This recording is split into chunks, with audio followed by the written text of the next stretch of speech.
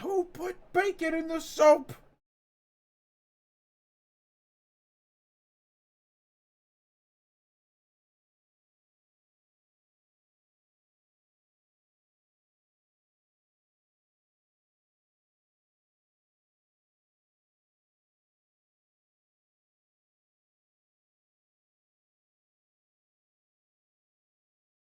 Ah! Who put bacon in the soap?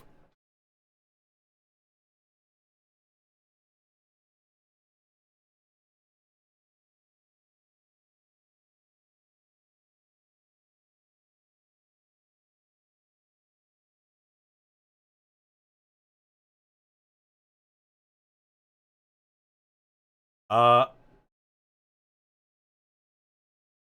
Saris. We'll, we'll stick with the supermarket theme. Uh, like you just saw it on a store shelf.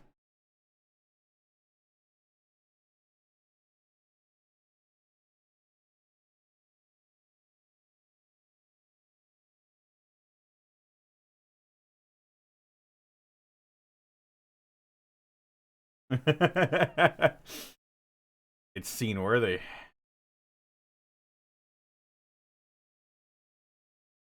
Huh?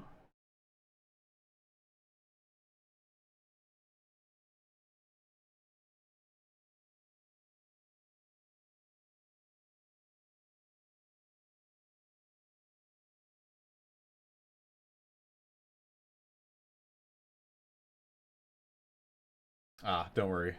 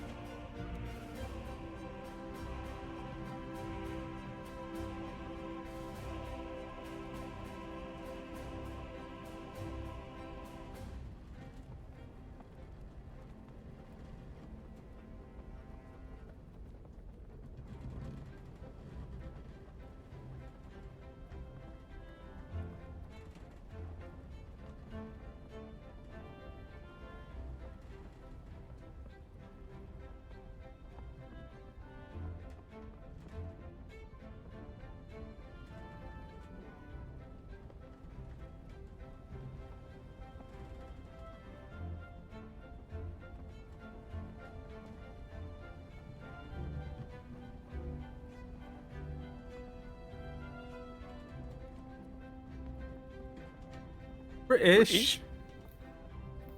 Oh, thank goodness you're here! Cedric. Yes? I want you to know I had to resist the urge. I've not actually heard that line in English in a minute. So my brain autofills to Spanish. Hell yeah.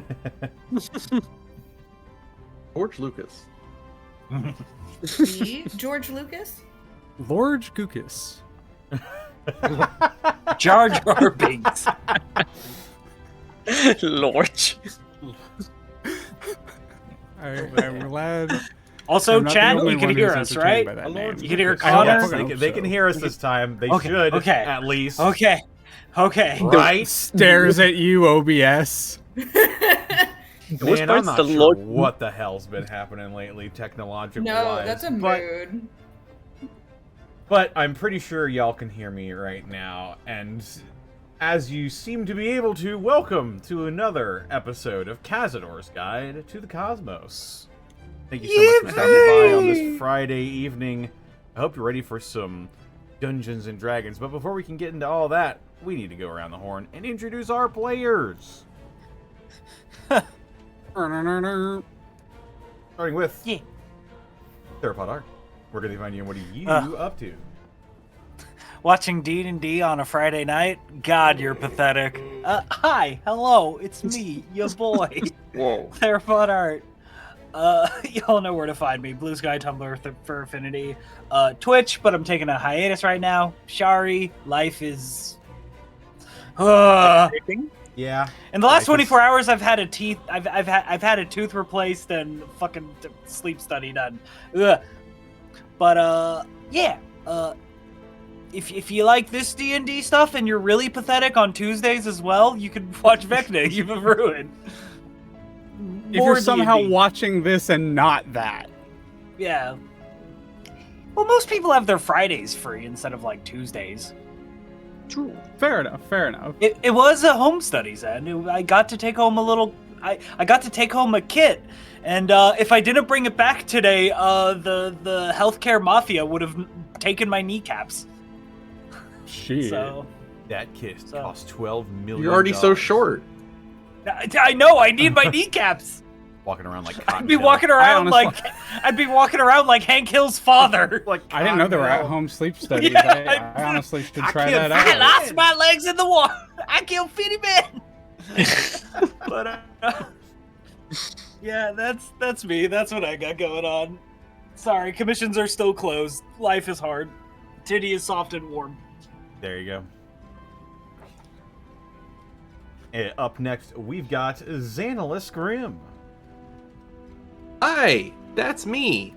Do you like TTRPGs? I sure do. I imagine you do too if you're here. If you want to see more of them, you can check out me as well as Connor tomorrow, twitch.tv/theunexpectables, for some final Gateway. That's super exciting. Then Sunday, twitch.tv/burnoutbon, we've got some more Those Who Wander. Then on Monday, twitch.tv/XanillisGrimm, we got some more Stalwart Souls. Then Tuesday, as already mentioned, twitch.tv/DistortionDevil again for some more Vecna Eve of Ruin. Again. And that's me. Again. Eid. Up next, we've got Saris. Where can they find you? What are you up to? Hello. Well, when I'm not stabbing my fingers with a sewing needle, you can find me all over the internet at Tixdixl. This weekend, as Zan said, we're going to be over at Burnout Vaughn's channel on Sunday for some more Those Who Wander. Very excited to see what's going on there. If you like spooky horror things, please come join us. Come check it out. Unless I'm mistaken, Monday, ? We should be back at Leah's channel, The Amusing Dahlia, for some near replicant. Yeah, no, we have been tired the last couple weeks, so we've been doing some like other fill-in games. I have a few fill-in games. We played some Peak, we played some Armored Core, but we are, barring a unforeseen circumstance, we are back with Nier on Monday. Yay! And then we're back here on Friday for some more Kazador's Guide to the Cosmos. That's me. Thanks for having me. Eid. And up next, we've got Citric King. Hello, I'm Citric. You can find me pretty much everywhere at Citric King. Everywhere being mainly Blue Sky and then all of the other places. Busy as usual, but always a good idea to keep an eye out for what I do because I'll post it in there. But that's pretty much everything I have going on right now. Stuff to come down the line, for sure, but we're not there yet.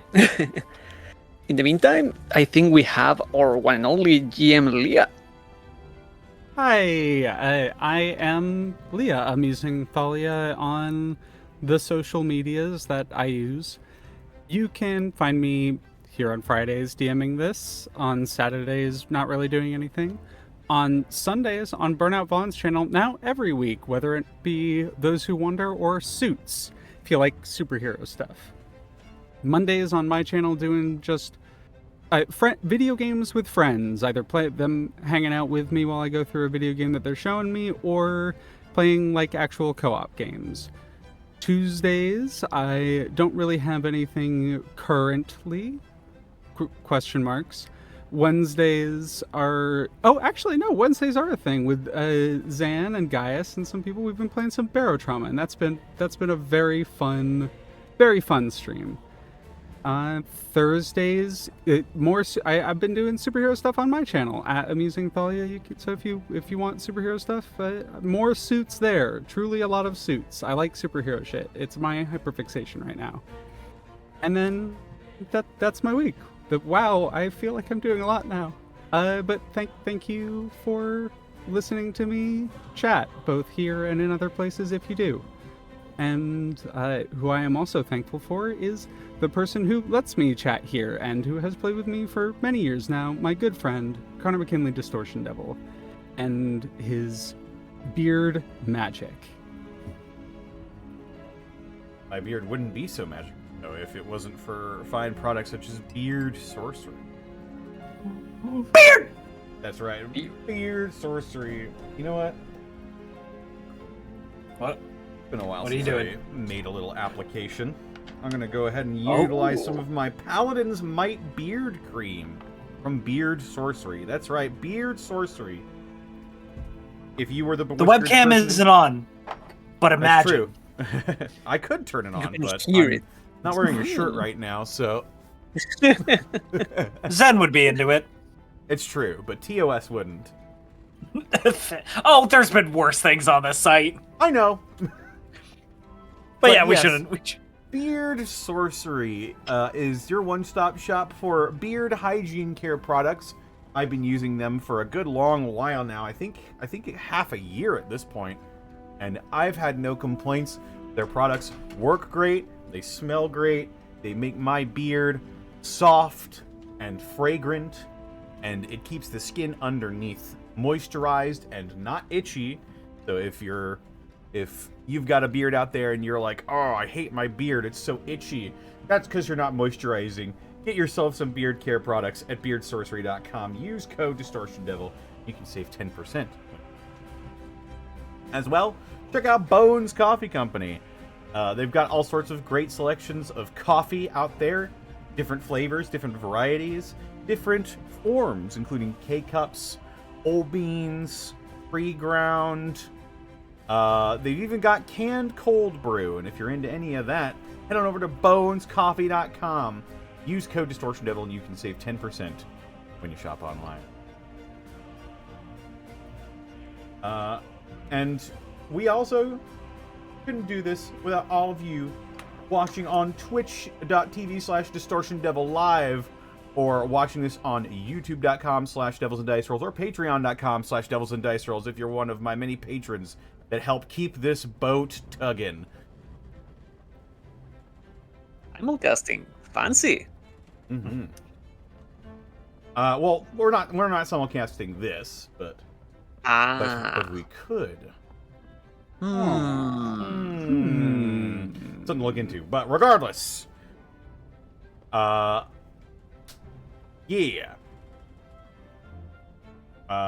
With that, we can go ahead and get it started. Leah, take us away.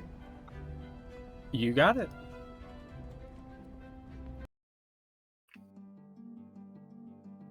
Bear with me a little bit. It's a slightly longer one as I feel it is appropriate.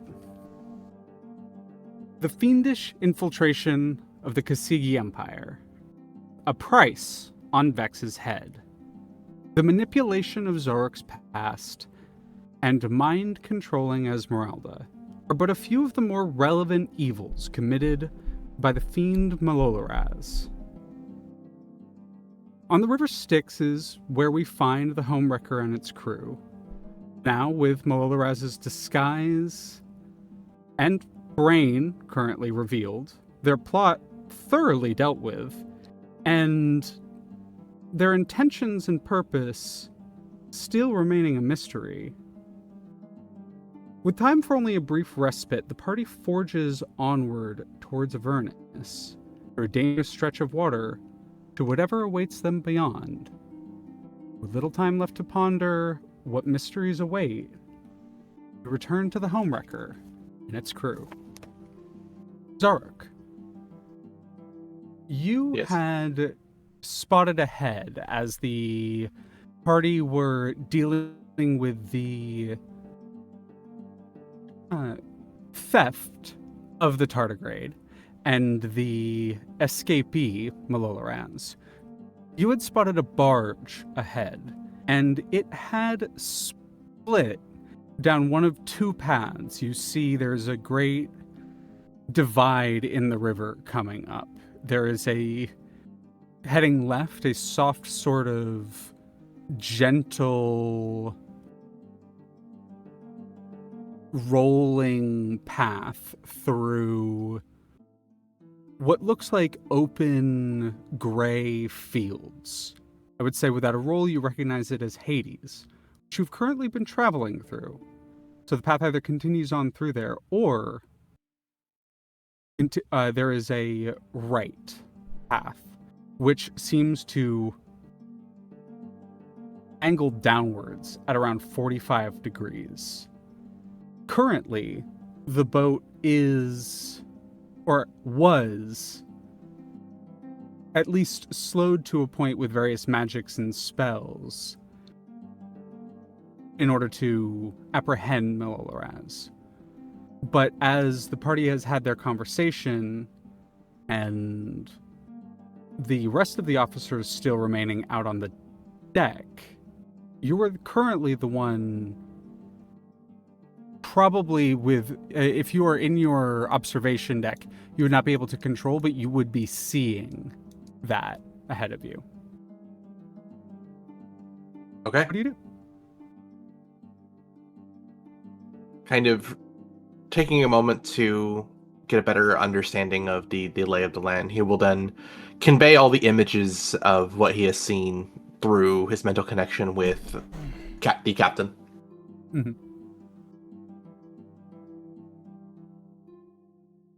Those mental images find their ways to, and is just the captain or other officers as well? I suppose just the captain. He doesn't want to overwhelm. I know a lot has just happened, so he's just giving it to the captain to kind of delegate what choices he wants to make. Very well. Then, Kazador, you receive that message. Series of images and information.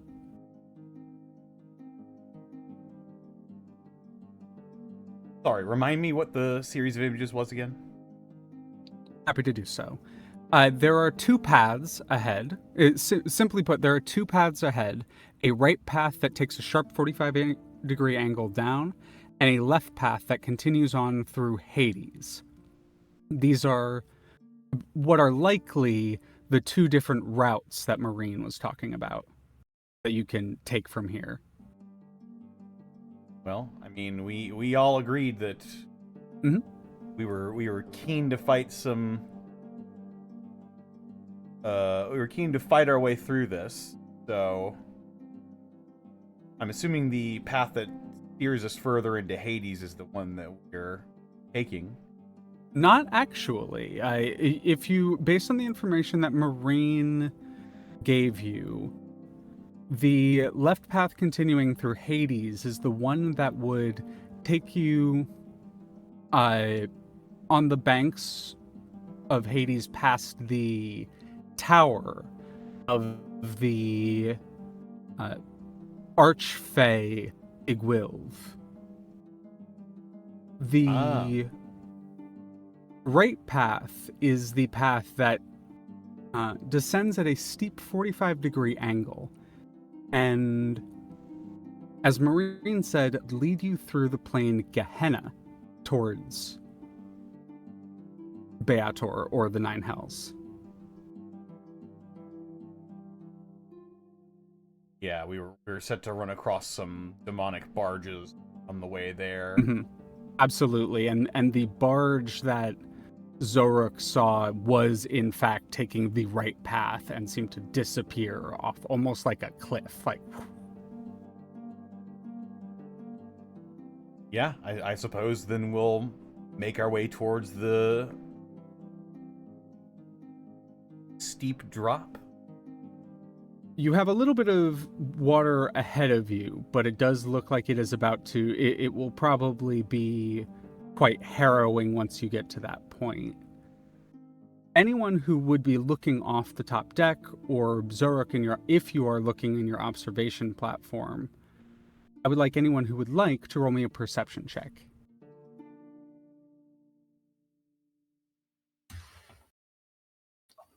I exited out of the roll 20 like an I idiot. also just exited out of the roll 20.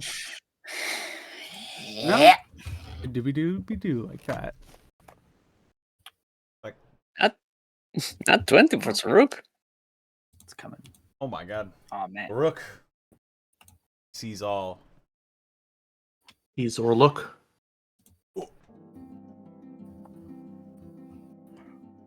Alright. Sheet's loading. Oh my god. It's going to be hard to beat a 30 perception. Damn. That's a...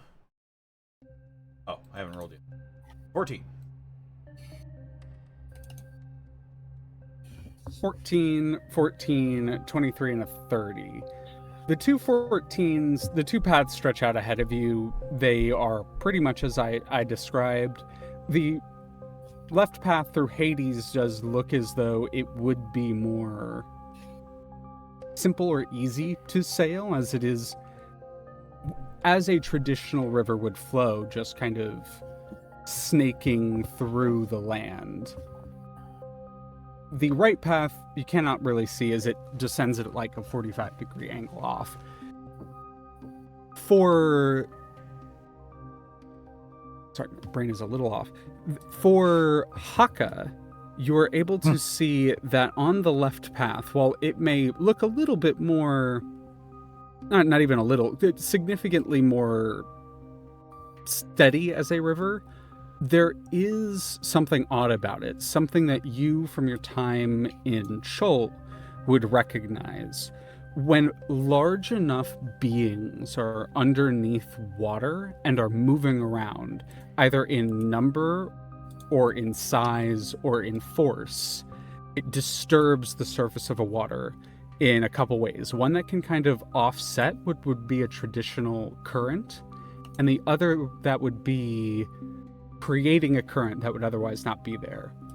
That river taking the left path is teeming with large underwater bodies, like beings. It is a deceptively simple path to take. And as the information is passed through the crew to kind of take the aforementioned and previously decided pathway, Xoruk, you're looking ahead and you start to see on the horizon the ever sort of blowing winds of Gehenna. Gehenna is a plane where the gravity is almost at a 45-degree angle. The land itself almost feeling at all points like you are on the steep slope of a mountain with no easy footholds. What footholds have been either carved or naturally made through the land are dangerous and treacherous, to say the least. And in the far distance, where these winds are blowing smoke and dust and clouds of haze, they almost seem to be swirling in a circular pattern towards some far rift.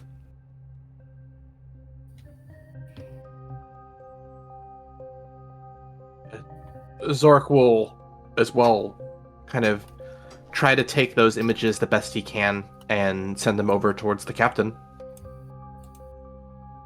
Getting this kind of information ahead of time, what do you do with the information? Do you just take it, or do you do anything with it, Kazador? You mentioned the gravity here was sort of acting strangely.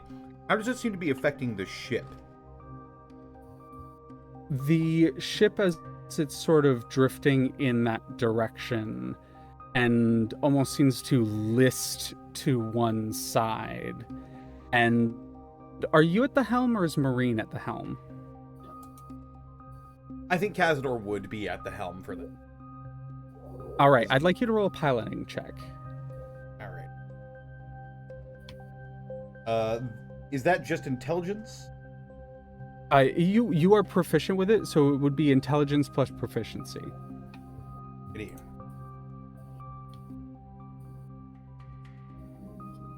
This is actually we have only used this a couple times, and the couple times I have forgotten. But the Spelljammer helm you're using is actually a +1 Spelljammer helm, so you get a +1 to this roll as well.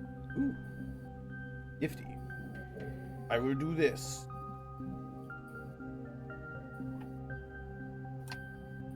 That is a 28. That check. 28. It absolutely is sort of pulling and dragging at the ship in odd ways. You almost feel somewhat akin to... You weren't at the helm at the time, but you were connected to the ship via the engine, so you could feel it as if you were at the helm. It was a very similar... a very similar experience. The way that it's dragging is akin to when you were on the event horizon of the Eye of Doom. Nowhere near to that capacity, but it has that same sort of mismatching of gravity that you can account for, but it does take some skill. And I think as the shift starts to list down the 45-degree angle and into the plane of Gehenna, everyone sort of feels the shift in gravity. There's a small jolt to everyone, and there's a sound as Marine kind of stumbles through the sphincter into the bridge where you've made yourself.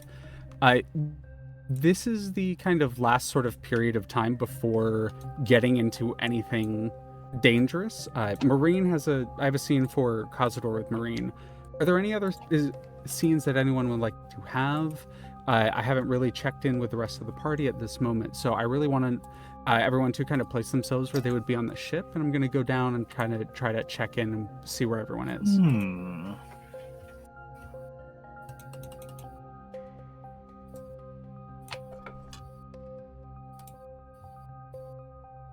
Obviously. Yeah, Kazador's in the helm. I'll go down the Discord. Hakka, where are you? Place yourself on the ship and tell me what you did after the sort of... there was the culmination of conversation, the decision of going to the River of Blood, and then, as far as I know, the officers dispersed. That is where we kind of left off. So, where would you go? Fuck it. I'm gonna hang out with the Zodar. Yeah, absolutely. As a quick heads up, because you have brought up one of the NPCs, I have actually input stats for all of the crew members. So if we're ever in combat, I will. Yep. Y'all can. But other than that, that is up to y'all. And the other thing I've added to the ship is the manifest, or the cargo hold, which currently it has just the stuff that Marine has been kind of gathering as you've been traveling, as well as a treasury there for you, so you can place anything that you would, anything that is in your personal inventories that you want to just put in the general ship inventory, you can put in the treasury or in the goods. So that is just open to the ship now.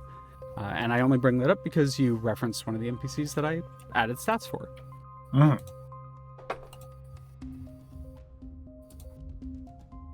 Yeah.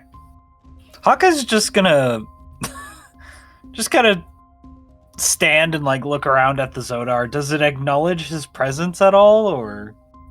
It almost, so you have noticed it sort of seems to ambiently follow around Kazador and Rot, almost like whenever it kind of floats around ambiently, but whenever it finds itself near them, like in the same room, it won't like leave a room with them, but when it's in the same room as them, it will sort of float closer to them. And if they're both in a room, it kind of finds an even middle between them. But this is kind of maybe one of the few moments you've been alone with it, and it does actually kind of, while floating, sort of gently turn towards you and stare at you in acknowledgement. Doesn't say anything, doesn't really move any part of its body, but it sort of like it's not T-posing, but it is sort of like just a static body.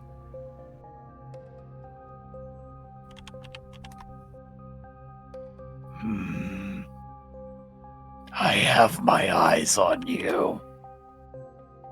And Hakka's just gonna look at this thing, and it's gonna look at Hakka, and yeah, this is gonna go on. This is gonna go on for hours. It is probably gonna go on for hours. Is there anything you want to like? Any aspect of this interaction that you want to like lean into? Or are you just like staring? Like, yeah. I got nothing, honestly. I was gonna do nothing, but I was like, you know what? Hakka's gonna hang out with the Zodar. Absolutely. Yeah. I actually do really like the 5e Zodar art. Like, I've been choosing which art I like from various editions most. Oh yeah. I do actually really like the 5e Zodar art, so I will display that as it is The Zodar. the official Zodar art. As it just Look at him. stares at you. Without are those, you like, without is there the any, blue like, eyes, that thing investigation looks or scary insight? as shit. Oh, absolutely, absolutely. And this one doesn't have blue eyes. It has like kind of neon green eyes. It has a different color of Kyber crystal in it. Okay. Hey, yeah. Oh, okay. So I'm going to, yeah, we'll keep checking in with everyone, and then I'll do a quick check-in. So yeah, you do absolutely have that interaction between the two of you. Do you want anything from that? Like, is there an investigation, insight, anything like that? You know what? Hakka's going to, while interacting with this thing, I think I'm looking at what social skills I have. The only social skill Hakka has, charisma, is intimidation, and I don't see the point of intimidating this creature. I guess just insight. Yeah, roll an insight check. To gauge this creature's just intelligence, because this thing doesn't absolutely. talk. It doesn't... Oh, 14. And there's a difference between like the stats that I put out for y'all to see and like what the creature actually is for the story and everything. Yeah, so you kind of... I doubt there'd be like DM notes in the fucking... You look the creature up and down, and there is a life behind the color, the light that's coming out of it, that betrays that this thing is not hollow, nor is it a construct in how you traditionally understand them. It would probably be more akin to like Thrash, in that they are a construct that has a lot of free will and a lot of volition over their life. There is the way it sort of flickers as it looks at you, betrays a intent beyond just ambience.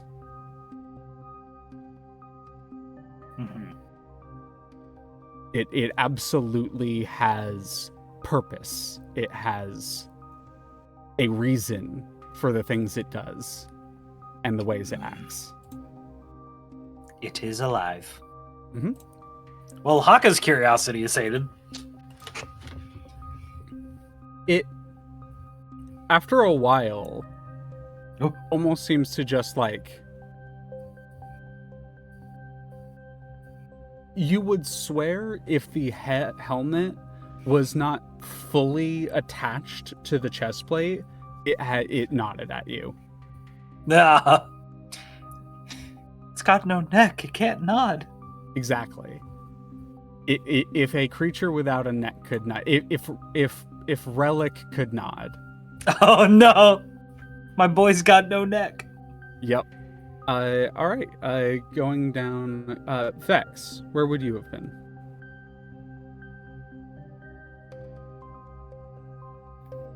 I think Vex would have headed off to sort of prepare for what's coming. They probably actually are with their mount at this time and are honestly preparing for battle.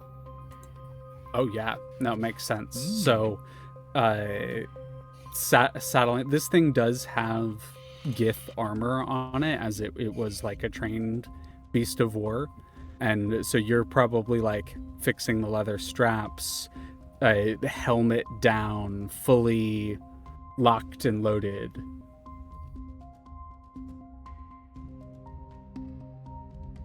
And getting ready for what is to come.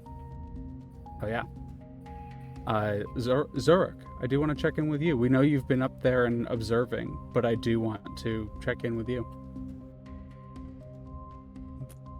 Kind of feeling the area around and reflecting on his feelings. He's going to take a moment to reach out to Vex and request that they head to the observation deck if they have time. They would oblige.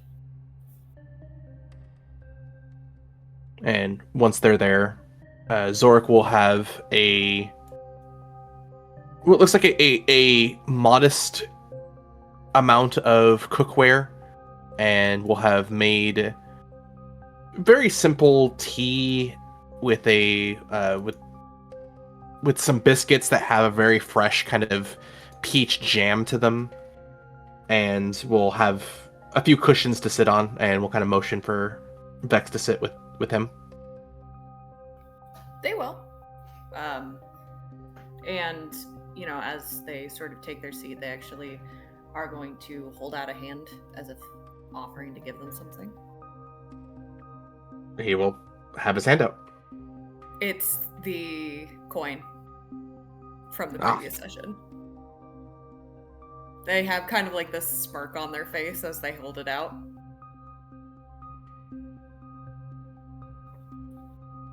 I did, in fact, mean it when I said it was yours. Thank you. Vex, I know we are on the precipice of very likely another battle, but I wanted to make sure that you had eaten something. I appreciate it. Did you make this yourself? Not the biscuits, but the jam, yeah? It's a very nice touch. I really appreciate it. Make sure that you're joining me as well. I don't want to eat this all by myself. Of course. And he'll sit down and put a spread of the jam onto a biscuit.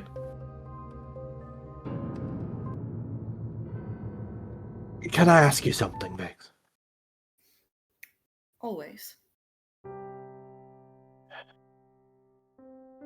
I know were I to go to Limbo, my focus would very quickly divided amongst the endless possibilities of what is to be there, sure, but also who I was. It has been in my experience that when people are around their parents or around their childhood home, they revert in some ways. Change back a little bit, if not entirely. And truth is one of the reasons I am most terrified to return to Limbo, if I ever do. Do you have any concerns like that for the Hills? I can't necessarily have any concerns of a place that I've never been to. I understand that there is a connection by blood for me personally. However, if the question is of nurture, simply that is not the case. It doesn't exist. But, to your point, I think we have a very firm understanding of the circumstances, and I have reason to suspect that whatever it is that they do try to throw in front of us, well, it is going to take a very careful mind and a very firm standing. You like to say a lot that we should understand our intention and we should abide by it. I firmly believe that this will be a situation which we all will need to apply that. He'll nod.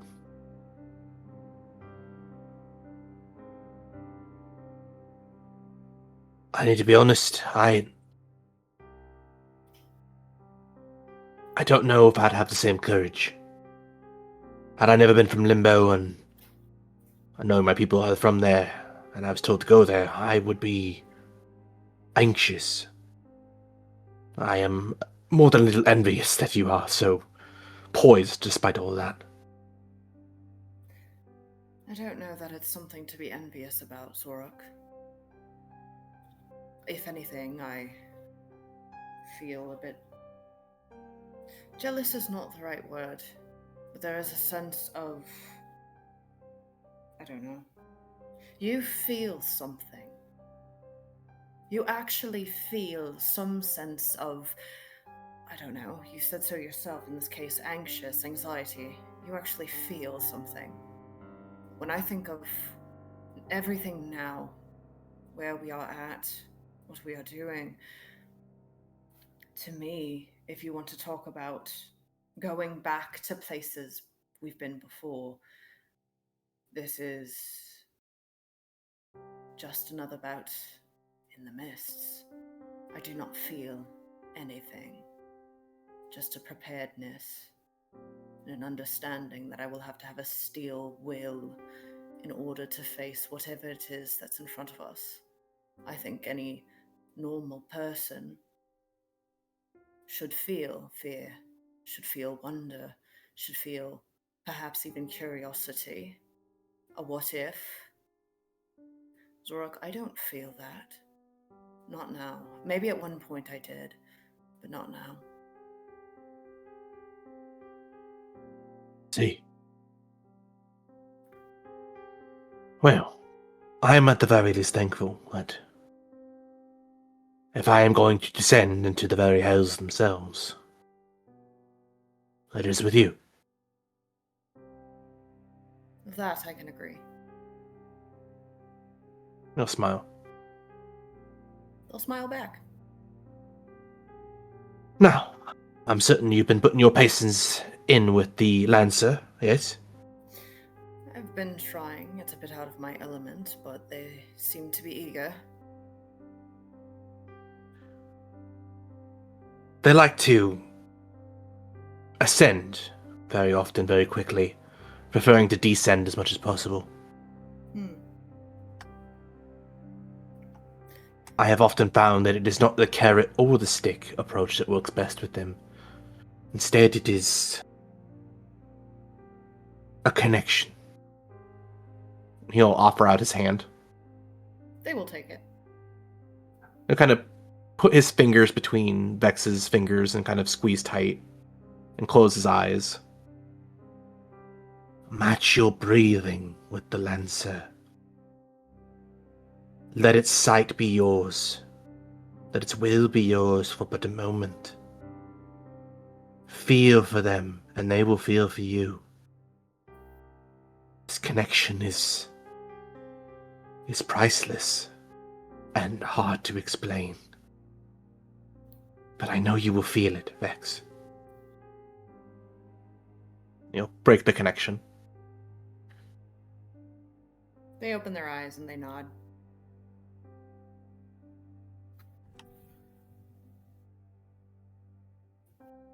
I trust you. And I trust that you speak the truth.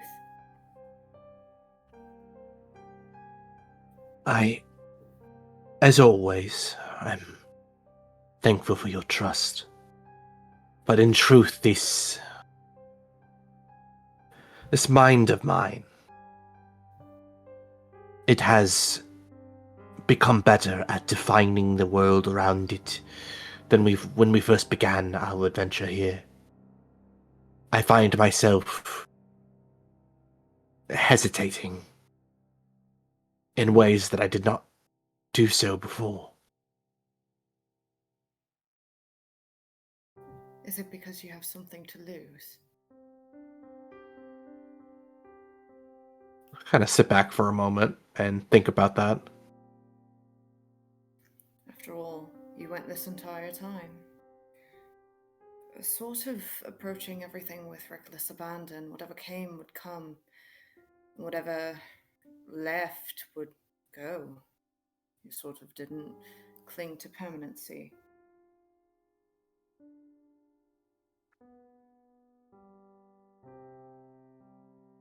Yeah, I guess I hadn't thought about that.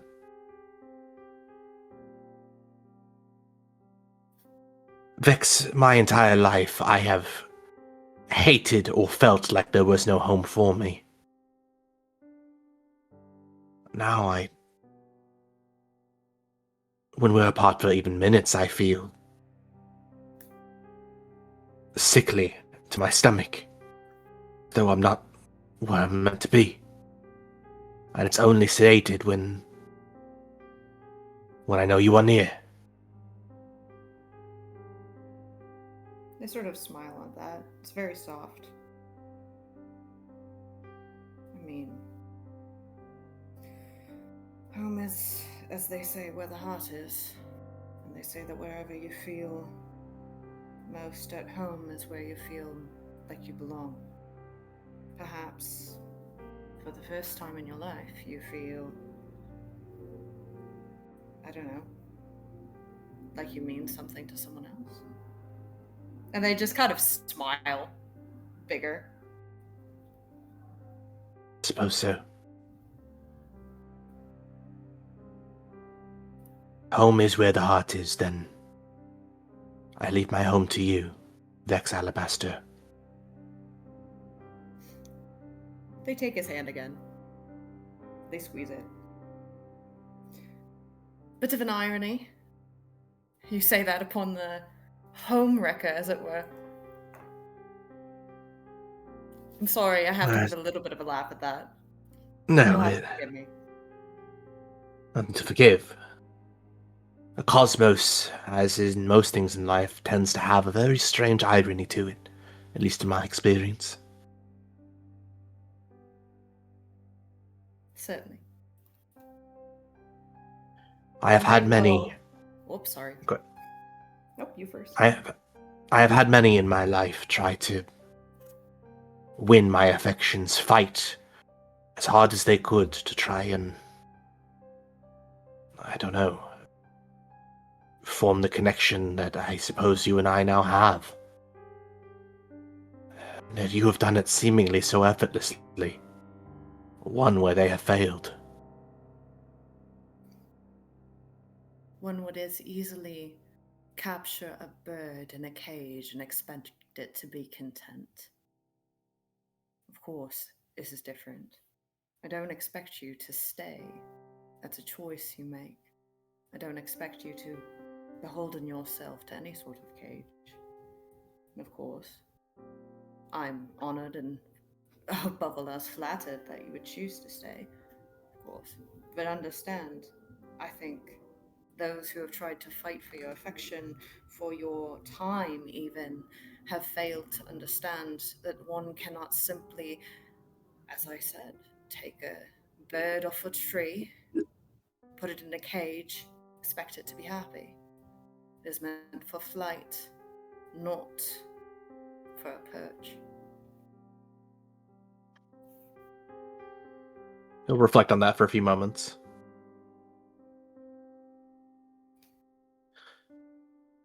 I thank you for your wisdom.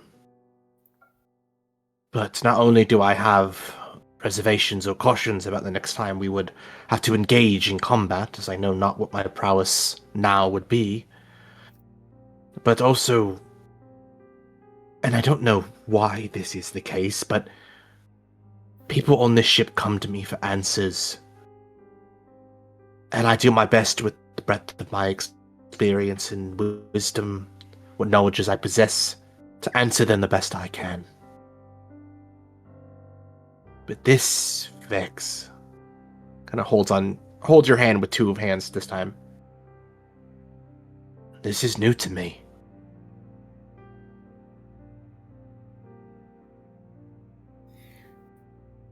I think it's new to both of us in a way, and I think if you're truly concerned, I think my request would be for you to trust me as you have, but also offer yourself the same trust. If your concern is to do harm, they sort of get a little bit closer. I promise you, I would tell you if I thought you were doing harm. Thank you, Vex Alibaster. Speaking of harm, not to cut this short, I do appreciate the time that I get to spend with you, and I hope you understand that I cherish it above most things. But we do have quite the journey ahead of us, and they will finish eating. Please understand, just like we have that connection, I'm never too far away. Of course, he'll smile. Thank you for your wisdom. It has put a lot of worry in my mind at ease. There's no need for you to worry. I understand I can't stop you, but they just smile. The thought sort of being unspoken, the implication therein, letting it sit between them before they pick up their things, and they'll turn, look at him for just a moment and say, really, I will also say this. If you ever need anything, from me specifically, you can ask. You're welcome to do so. He'll stand. And perhaps a hug before you head back out. They will gladly give him one. Very full, very comfortable. He'll kind of embrace and just hold Vex for a moment, trying to crystallize this memory in his mind.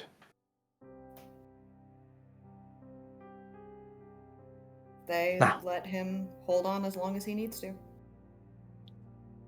Exiting the embrace, he'll kind of take a step back and back towards the small mess that he's now made in the making this jam. Sure. I have some things to clean, and I assume you want to get back to the Lancer.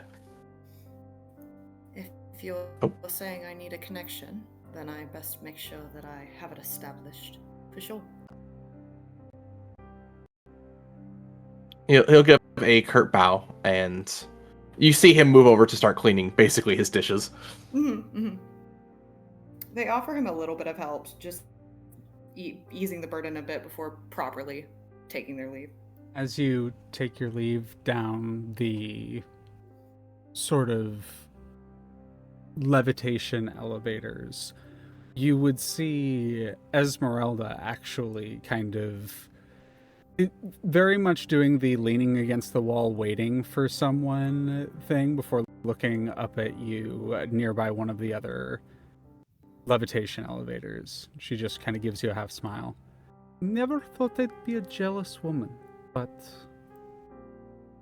you two look like you make each other very happy. We certainly try. It's, I'm sure you understand, not easy, but we do try. And I'm sure you understand this as well. People cut from our cloth, you and I. The only time we stop trying is when we're dead on arrival. Kind of looks down at the silvered axe blade of her hand axe and kind of reflects it in the light. The pull of something much darker is often what's left for us in the future.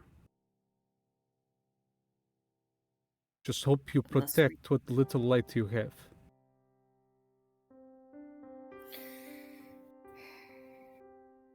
I am trying not to forget it. And to your point, I thank you. I thank you for the reminder, and I thank you for all the help that you have offered. Please understand it is not in vain. I do intend to help you as long as I can. I never thought I'd see the outside of the Red Realms. Not really. Not other than passing through. Whatever that devil did to confuse me, to play with my mind. Your friend helped. I mean to thank him. Do you know what the toothed one likes? Hakka, Yes. there's a moment of pause before they grin. What does he like? So, he does seem to have a bit of a one-tracked mind. However, if you're ever up for a game, I know he would love to teach you chess. And if not that, well, he does love stories, at least from what I've seen, and he does love learning something new. And their smile grows even wider. I hear someone is looking to learn a thing or two about a specific devil. Cocks an eyebrow. The way you say that, we're heading to the Hells, which has a lot of devils, but the way you say that... And she kind of trails off.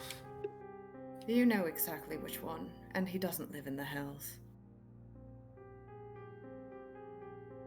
The shadow over Barovia has returned, hasn't it?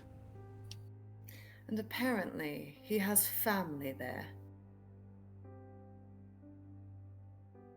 I'll do what I can. I'm sure he'd really appreciate it. But if it stresses you out, please put yourself first. Do not harm yourself for the sake of others. She smiles at you, that sort of like almost a guilty smile, that smile that you have when you survivor's smile, like that when you've survived something that you know you shouldn't have. She gives you that kind of smile. You are saying that to me, you of all people. They're just grinning. They're just grinning, like a shit-eating grin. You're such a bastard sometimes. Hey. I have no idea what you're... Actually, technically in a literal sense, apparently. I know, that's the joke I was making. You told me about your bad Amazing, ones. fantastic. And they kind of just nod salute. Okay, I appreciate the talk. I don't mean to hold you up any longer. You look like you're in a hurry. And she kind of smiles, but you know her well. There's a little bit of a crestfallen demeanor to her. If you are looking for something to do, you're welcome to stop by. I will be tending to my lancer. I appreciate it, but I'll probably find something to do aboard this very weird ship while I'm here. I have no doubt of that. There are plenty of things to do.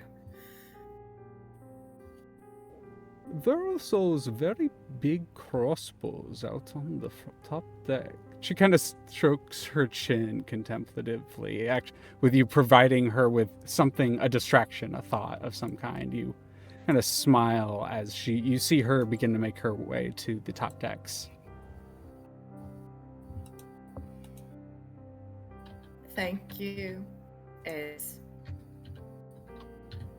We'll see you around, Alibaster.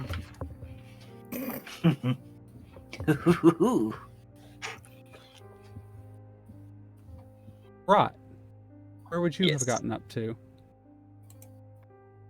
Out of curiosity, where are the quarters on the ship? The quarters are downstairs. So the crew quarter, deck 5. Deck 5, perfect. So deck 5, there's the sort of central room that wraps around.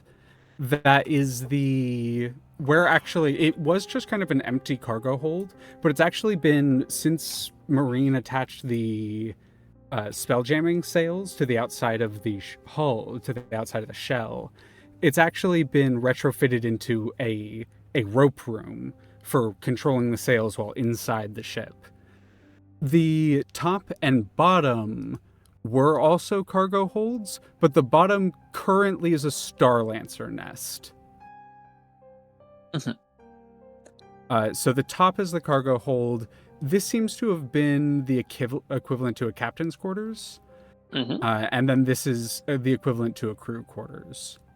I only put 3 here and 1 here because I like the numbers 1 and 3. There's significantly more than them. All right. As people start walking inside, Rod will pick both of the marshes with them. Like, come on, you two. We have to go inside. And the first instinct, given that we are going into a stressful situation, is to go and actually check for Xoruk. However, seeing that they are going with Vex and taking a moment to think about it, they realize... Probably catch a Vex on the way up there and kind of see that they're going to meet Xoruk before that, yeah. Yeah, they stop at that, but also realize that they are falling into an old habit, the way that every time they were scared, they would go back to Pinterl, as he taught them to just always stay behind him. And Rod instead starts to walk towards the quarters, seeing that no one else is going to be there, and picks the art supplies Xoruk gave them, realizing that not only is it's now going to start being a matter of taking action, of taking matters into their own hands, but they just voted for this. Whatever happens, they have to be resolute about it. And once again, they try to exercise control, to empty their mind and play with the brush. Roll me a painting check. Alrighty.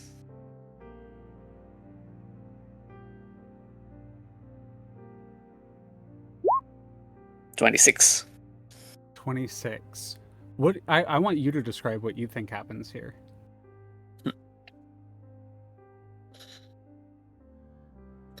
Because that is a full Rock- success. That is absolutely, and I think this is your narrative beat. Take it away. Rod goes back again, since as they are learning, to the one thing they just did, which is trying to figure out the eye as they were in the Eye of Doom, tracing somewhat of a spiral, and from there the brush just continues as it follows the river, and they are trying to replicate the travel so far, not out of any like concrete sense of space, but just a feeling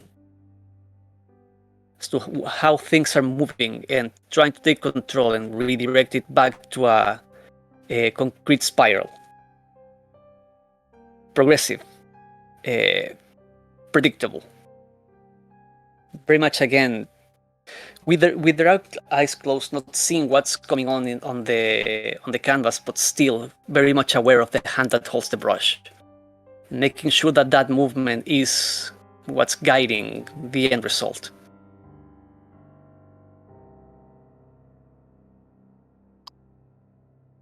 I think you feel a sensation that maybe is unfamiliar to you.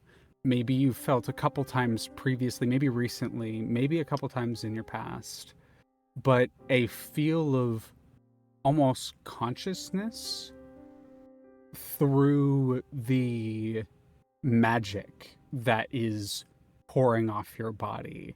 The reason why you and Ventral had to move from place to place, that sort of ambient coloration, that ambient discoloration that occurs around you slowly over time, you feel cognizant over it.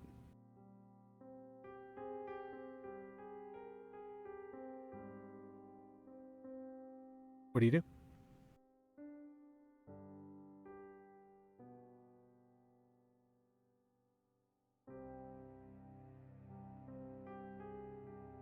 Tries to take a hold of that, trying to incorporate it whichever way they can into the brushstrokes.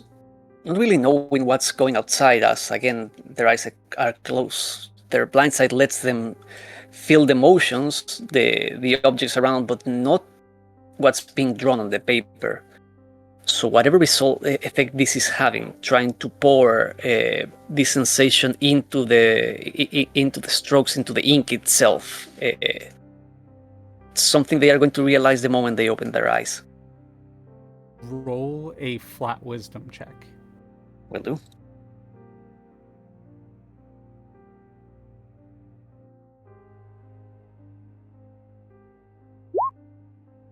$11.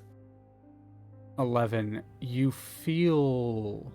So I want you to describe what Rot's magic normally kind of feels like, either to someone around them or to Rot, or the way it kind of affects the world. I want you to kind of give a baseline description of it. When Rot brings out the tendrils, which are the conduct of their magic, whichever appearance that may have underneath the heavy robes, it's a feeling of siphoning, a draining of life around. It's a dulling, a cold and a numbing effect. It's very much a discomfort. Rot is very much aware of this. One of the many reasons they are always trying to keep that as toned down as possible. Here they are trying to hone it, to make it less of the radiating effect, but wielding it into a single point and drag it around.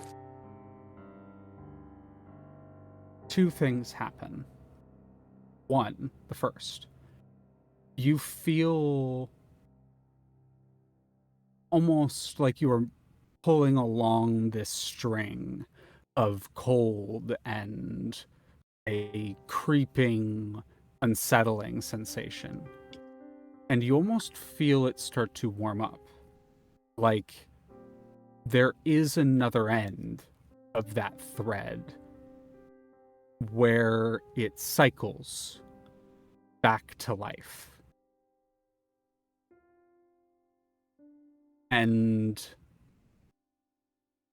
you feel like you have that there is a moment, a precipice you are kind of on where you can pull further onto that end, or you can let go of the tension that you're feeling kind of pulling along that thread and allow your magic and yourself to kind of descend back into that dark and cold sensation.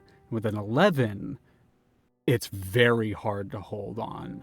That pulling, that sort of gravitational consumption that your magic very much draws from is pulling at you, is almost telling you in the way that magic can speak to return to it. What do you do? Whole point of this is control. To not fall into the habit, to move past that and start taking action, to be decisive. And as such, Rod will fight this. Tighten the grip on the brush and keep going. Roll me another wisdom check, this time with disadvantage. Will do. As it is hard.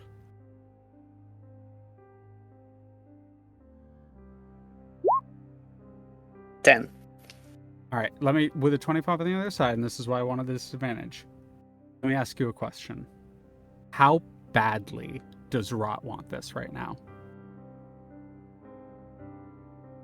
Because the way I see those two dice, or the 10 is the easy route. The 10 is what happens if you allow yourself to slip back. The 25 is what happens if you succeed here. And you feel it, you see it. There is that pathway. That is one of the outcomes of this situation. That is one of the destinies here. But how badly do you want it?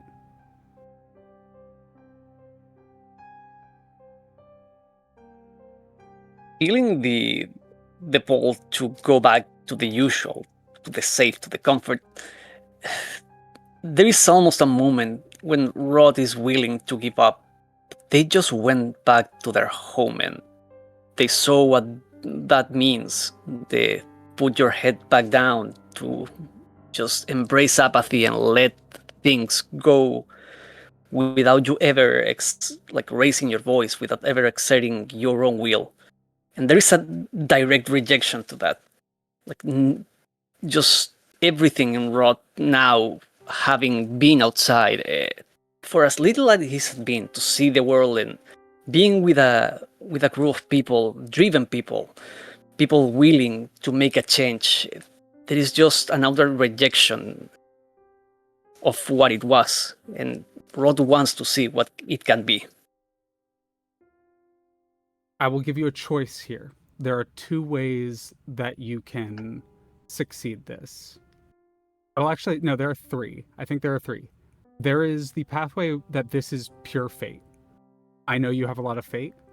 I think this would, to succeed here, this would require 5 fate. The other one is a drain on your physicality. You can hold on, but it tears at your body from like a core deep level. And it's not necessarily something that can't be fixed or returned. You don't know. But it would be allowing that consumption to internalize rather than externalize, and that would eat at you a bit. Or a third option that I will allow you to pitch to me. If you have an idea, if you have a creative way that you feel that you would succeed here, those are the two I feel like are the GM easy mechanical. Those are the two ways. Then I'm always down for creative solutions.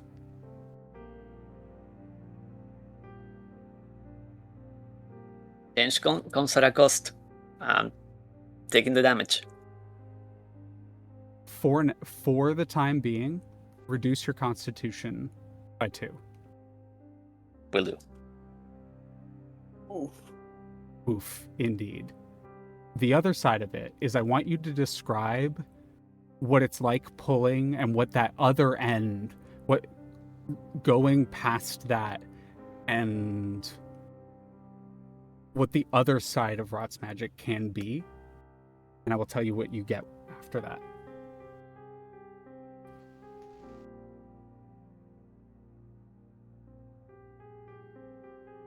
Rod is usually accustomed to drain from outside of themselves, now rejecting the natural path of the magic. There is a feedback, and the tendrils wrap around Rod's body and start to drain at them instead, as a backlash of this decision. But Rod doesn't let go and keep moving forward. And as much as they are draining, there is still something in there, something blooming from when before it was just used to take.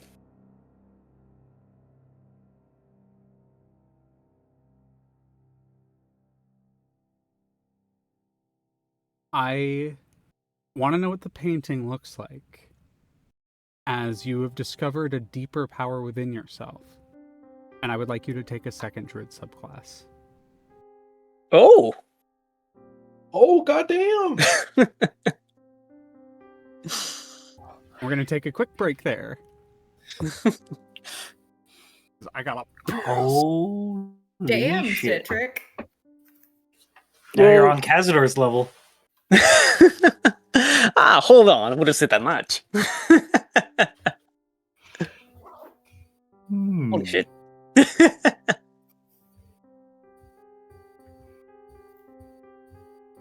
But goddamn. Yeah.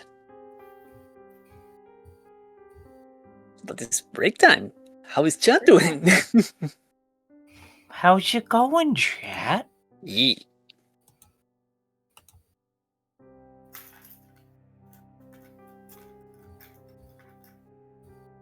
How we doing?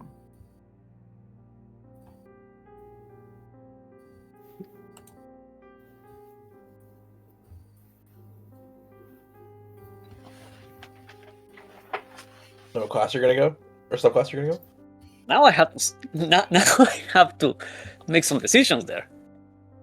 True. I mean, because it's druid, you have the least amount of decisions of any other class. Just say that. It's still a choice. Yep. I think they have the Jim least Prowse just amount. be like, Or wait, does More than Artificer? one option? Okay, Artificer has less subclasses, so you have more Yeah. choices than Artificer.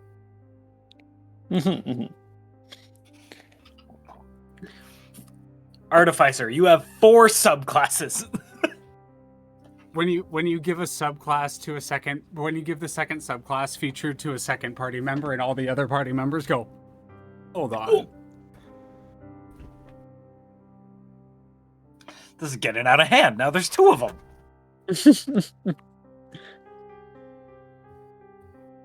Now I have to pick.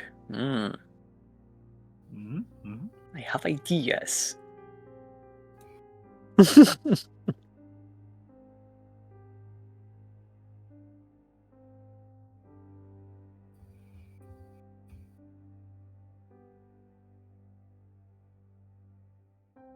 Boy.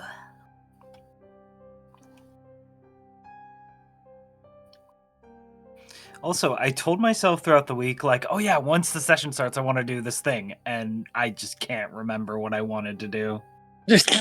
So I was just like looking around the map, like, Zodar, what's his deal? I hate having shitty memory, man. This shit sucks. ADHD and D. Yep. I'm really hoping the sleep study is like, yeah, your sleep is fucked, dude. Let's help you out with that. And then once that's figured out, it's like, oh, my attention's good and I can remember things. Because, like, I get 8 to 10 hours of sleep every night. But if it's shitty sleep, I might as well, like, not, so. Right. Yeah.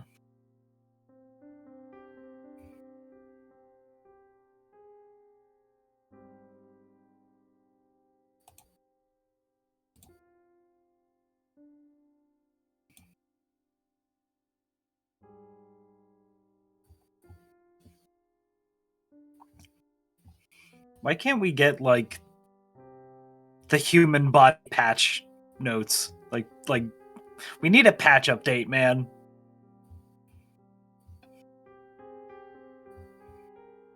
No, all you get is debuffs as DLC. I can't even uninstall the DLC. Yup. It's just, oh, your knees don't work. All right. Whenever we are back, I am good to go. Also, Dracula, good. Dracula's fine. No, nothing new. He's okay. Good job, Dracula. Dracula too? The Dracula is my puker's cat. Ah. I think we're still waiting on Saris and potentially Connor. I'm pretty sure Connor's back. I got a spam email just now that's like, "Hello, Mr. Beneficiary. You have compensation funds in amount of USD $20.5 million. Holy shit! Guys, I'm Money! rich. Fuck it. I'm out of here." Holy shit! You don't have to do this anymore. This is Mr. Howard Hammond, President and Chief Executive Officer of City National Bank USA. Yeah, really. Sounds legit, guys. I'm gonna give them my social security number. Here we go. Hell yeah. Give them money.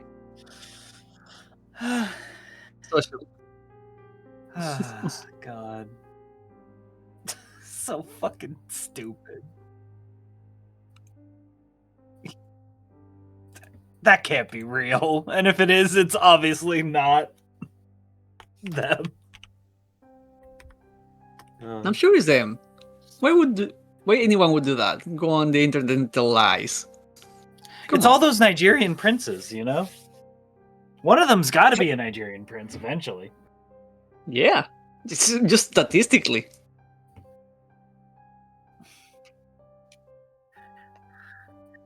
Why won't they take my money?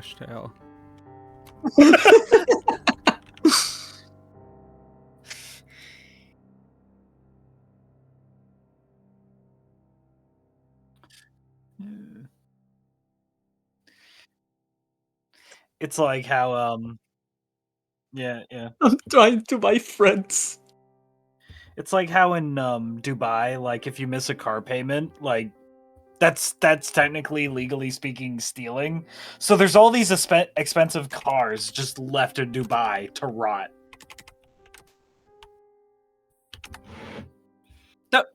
Don't ever go to Dubai, by the way. You could. You mean I could just walk up to a car in Dubai and adopt it? Maybe? I don't know. Just take them. They're on the street. The government doesn't want you to know this, but yeah, the cars are free. You can just take them. 2009 Ferrari. Maybe I'll adopt it. Take it. Seriously, don't go to Dubai. There's human rights violations going on. Don't do it. Literal slave labor. Literally slave labor in Dubai. Don't go to Dubai. Okay, but free range cars though. Free range cars.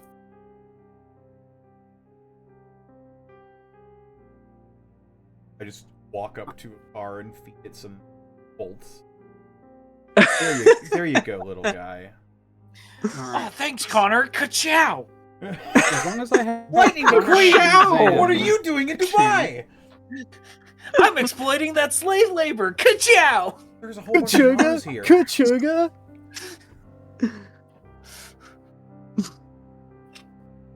All right, as long as I have a Connor and a Zan, I will pull us back in.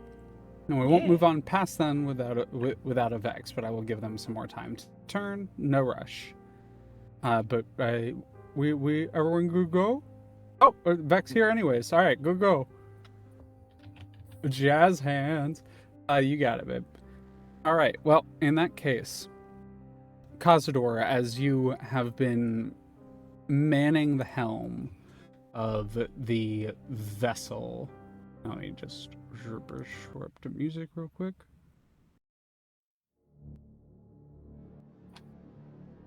Been manning the helm of the vessel on your way to the depths of the plane of Gehenna, towards where you've been vaguely guided to transfer yourselves via the river Styx into the plane of Avernus. Marine has just entered the bridge along with Zaya, the Hellborn guide, and Aparusan spelljammer who you hired to guide you through. I think I just repeated that, but whatever. To guide you through the planes of Avernus and Hell in general, as an expert on the subject. As the two of them kind of look towards each other and look up at you, Marine would speak up first, at being the captain under your command. All right, Commodore, we have a plan of attack. The cargo that we had potentially picked up was for potential trade with a biker gang that I've done, but they hang out by the Hades flow.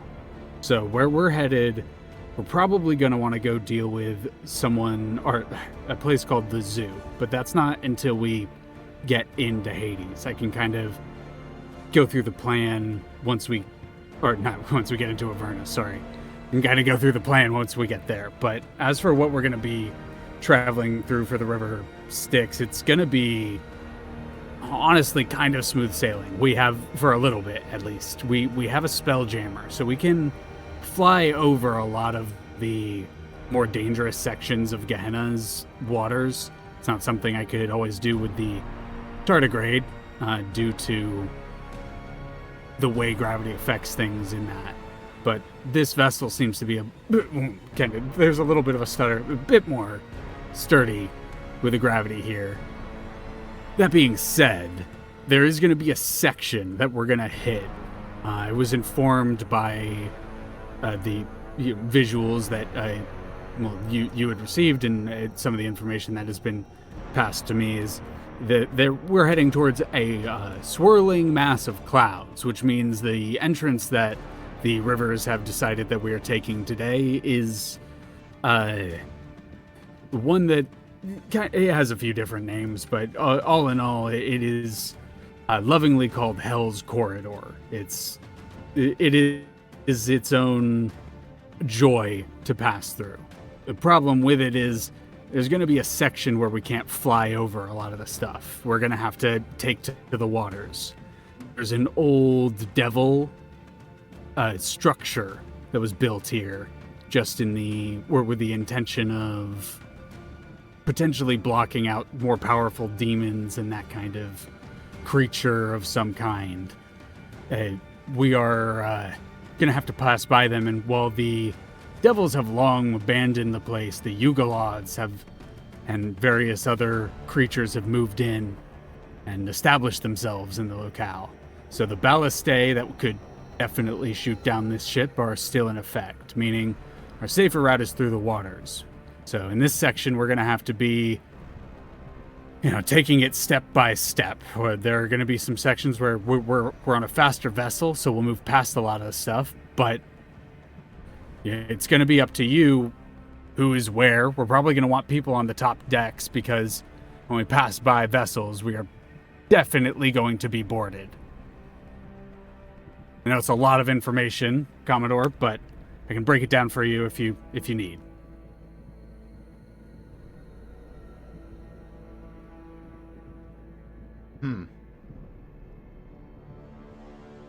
So, we're going to be smooth sailing for the moment.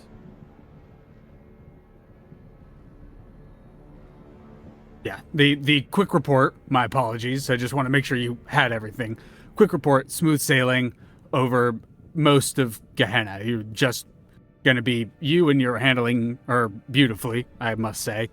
But because of how well you can handle the ship, we're we're going to be able to pass by most everything. Sorry, I'm distracted.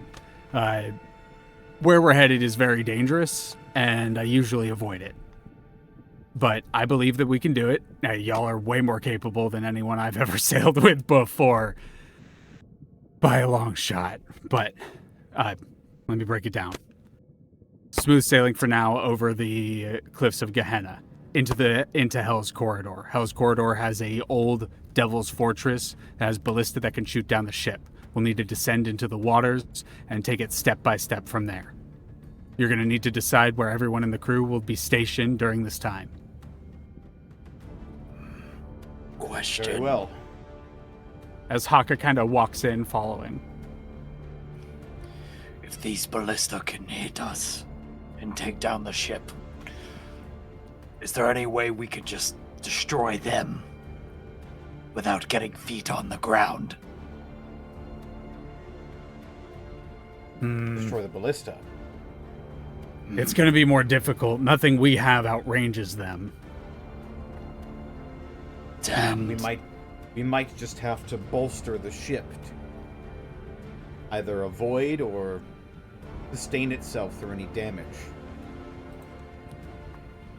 If I act That as is always an spellbinner on option. the ship, I can use my considerable magical ability to protect the ship. As That well, is an option. Yeah. I could see about getting us through there as quickly as possible. Though that runs its own risks.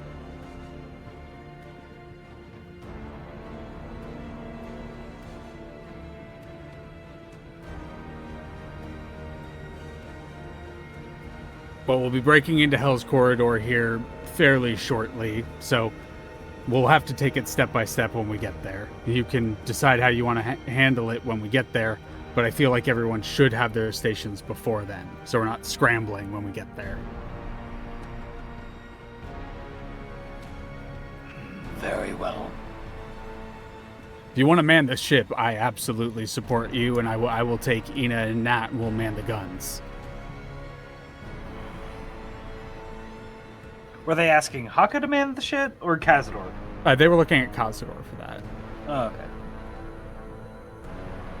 But if you want to spell jam, I can also take the helm. I think I would feel more comfortable in the Spelljammer's chair than at the helm.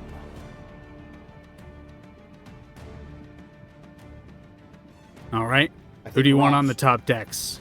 We will be boarded. There's no question about that.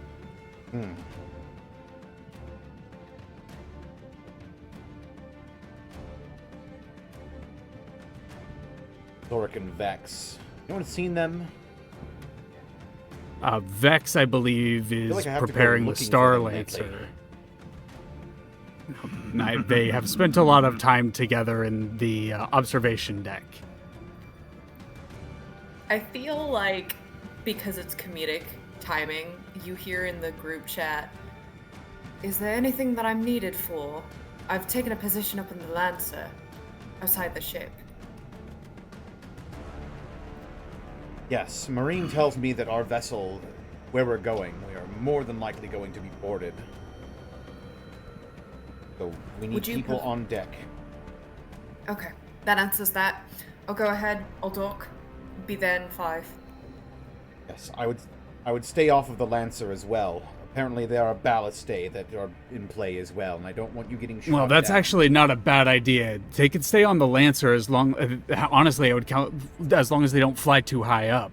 If they're just around the vessel, they can actually use that to deflect oncoming boarding if they're quick enough. That would actually be, honestly, having a flying defender around the ship would be a good idea.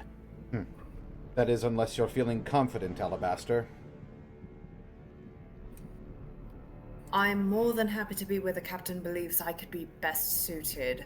I, of course, can and will wield a hammer in either direction. Then at your leave, take the Lancer for a ride. As you wish, Captain. See that no unwanted third parties board the homewrecker. Consider it done. He'll contact Xoruk next. Xoruk, where we're going, Yes, Captain. there's going to be combat. Going to need you on deck. Apparently, boarding is a very real possibility, and I dissuade them. Understood, Captain.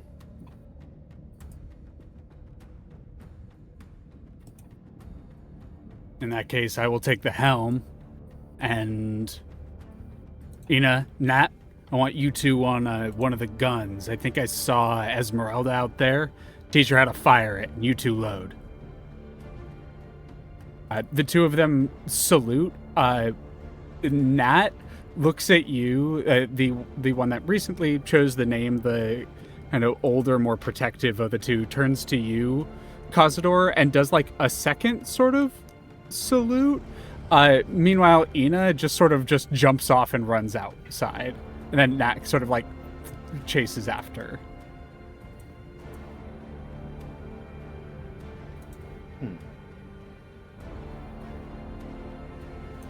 Gonna contact Rot next. Mm-hmm. Rot, What is... Yes. we're very likely going to be heading into combat in a moment here. Would like to join me. Spelljammer. Appreciate considerable help. Or not? I'll do so.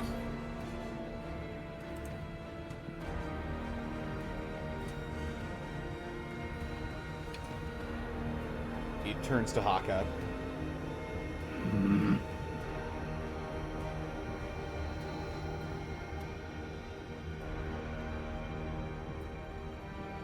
Old friend, I know that you are a considerable help when it comes to combat. I'd like your opinion. Where do you think you would be best suited at the moment? You can heal, you can hurt.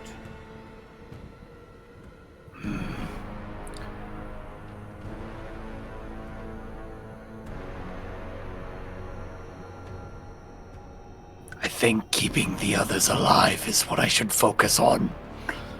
Also, considering the ship is a living vessel, a living thing, I could heal it. Very well. You'll be on deck as well then. Also, above game, Leah, how long has it been since our fight with the Mezzaloth?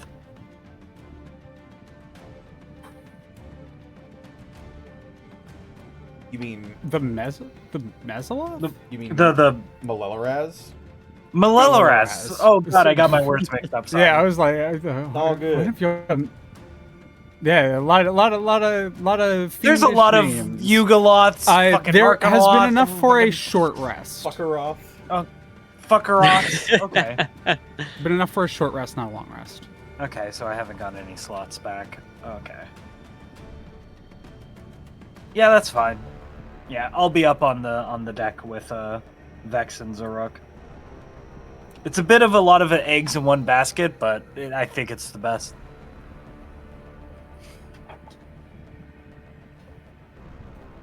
All right, in that case, Zaya, I want you to take Xoruk's normal station. I want you to take the observation deck, and I want you to transfer everything you notice and see to Kazador. Be the second set of eyes that we need. Zaya just kind of nods. Oh, Talk what's about Zaya doing? Zaya is going to be in the observation deck. Oh, that might be really good for Hakka, actually. If you hear that, you could be like, oh, well, actually.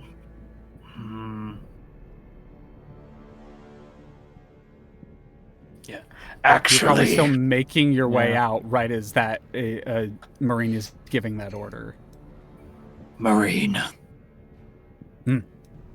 I don't mean to toot my own horn, but I am rather perceptive, spiritually enhanced, so if there's a lookout, if I could call things I see, I could be of great use there.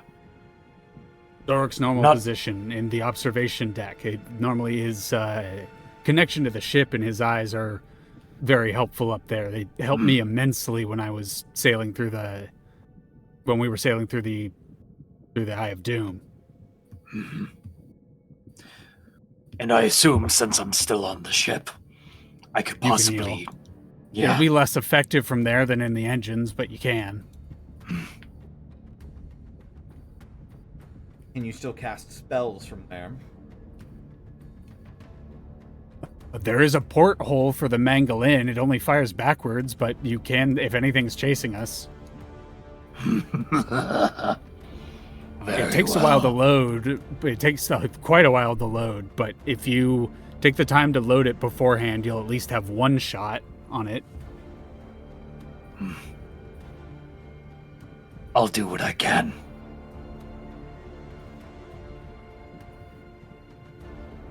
All right, Zaya, in that case, well, actually, Commodore, where do you want Zaya then?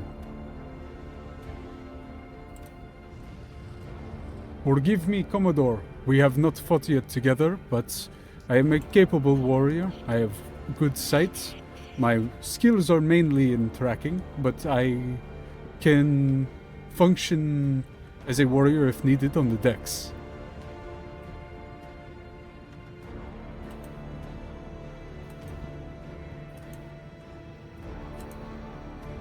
You have I keen can powers wield- You have keen Go ahead, powers of Commodore. observation, then I think you should be Hakka's second. You'll take over Very his well. duties should he other deck. I'll be relying Second line on your of eyes defense. and ears. Aye, Commodore. Looks at you, Hakka. I follow your lead.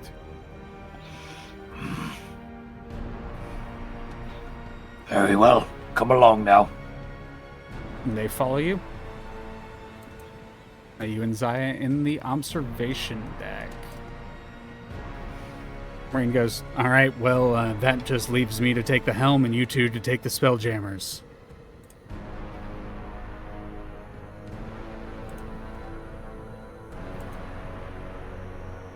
Kazador will look at Rot and nod.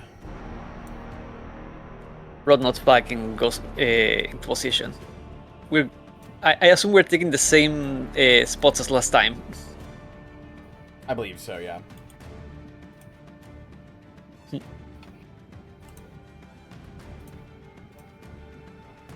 Into the group.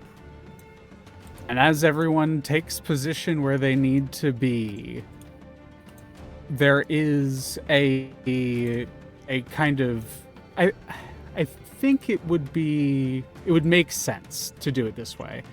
Xoruk, as you finish gathering your equipment, strapping on your armor, getting everything needed for physical combat rather than being up here, you make your way past Hakka and Zaya as they make their way up to the observation deck.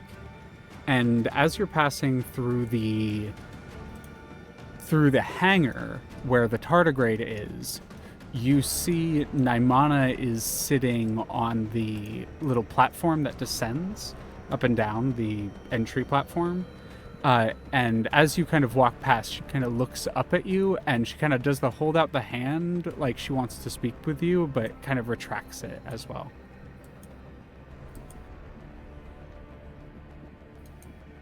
We will speak when it is safer to do so. Please, take care of yourself until then.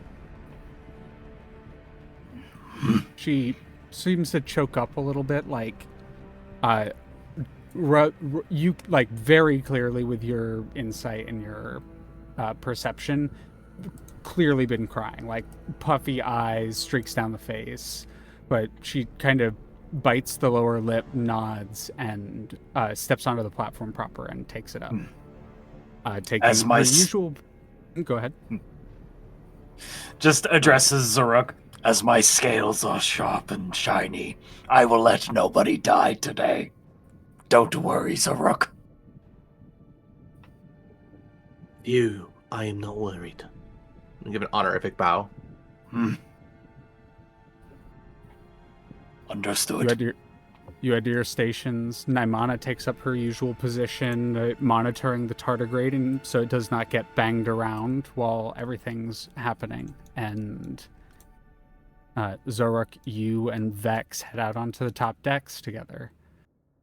Let me bring you. So I was messing around with a new map maker. I really like it. I tried to do a larger map with it, and I do not think it does larger maps as well as it does smaller maps. So I might fuck around with smaller maps with it again, but just bear with me as I decided to go more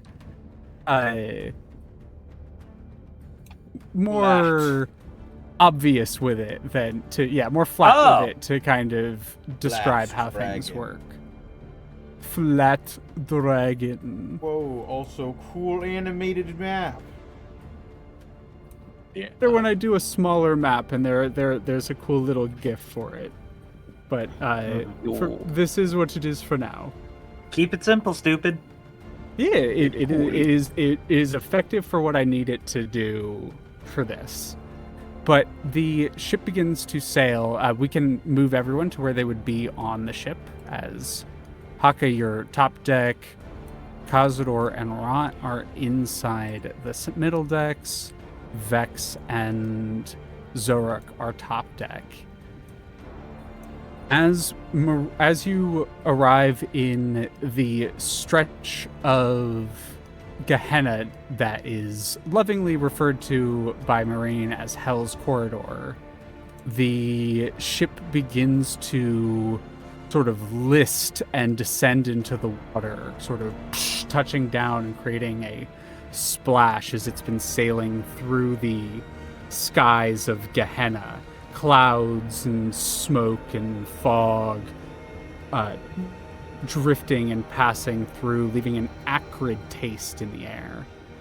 Are there any other descriptions or any other quick moments people want to have as the battle gets, or as you get ready to, I guess not engage in battle necessarily, but get ready to traverse the dangerous path ahead? I got a question. Go ahead. So I'm assuming from the Lancer that I'm not on the ship, I'm kind of about it, right? Actually, yeah, we can actually lift you off the deck because you are not on the deck necessarily. You're floating around the ship. Right. So what I was going to ask is, what is my vantage point? What am I able to see? And if you want me to do a perception check, I'm absolutely happy to I would do like that. you to do a perception check, and I would like Hakka to do a perception check. I will also have Xoruk do a perception check. Hakka, you have advantage because the observation deck, and I'll actually give you an additional +2 because you have an expert tracker with you helping. Yep. So how's a 28? 28 is pretty good. That's pretty good. That's one above my passive.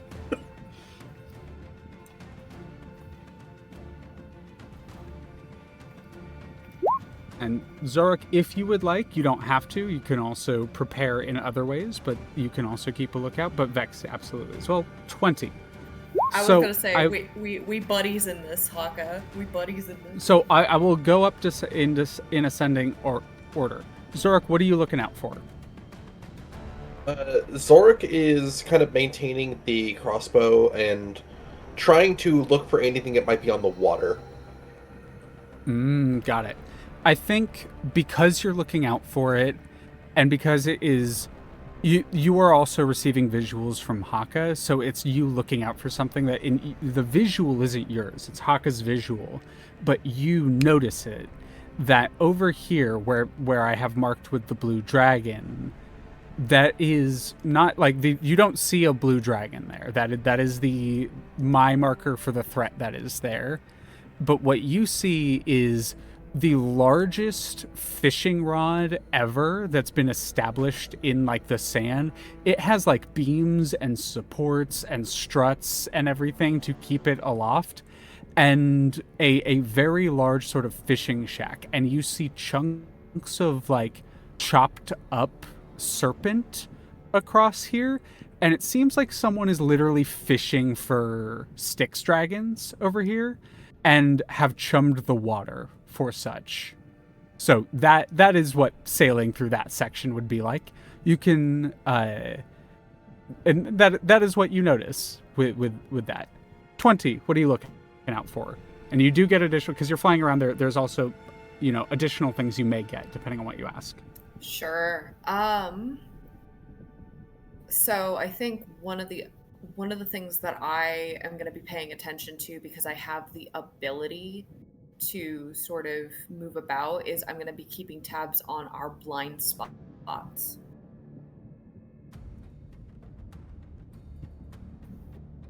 What? Sorry. What sort of vantage point do they have from what it looks like, if at all, on our sort of blind spots, weak points, etc., if any? Okay, yeah, this is a perfect question to ask, and I think makes a lot of sense for what your job is on the ship right now.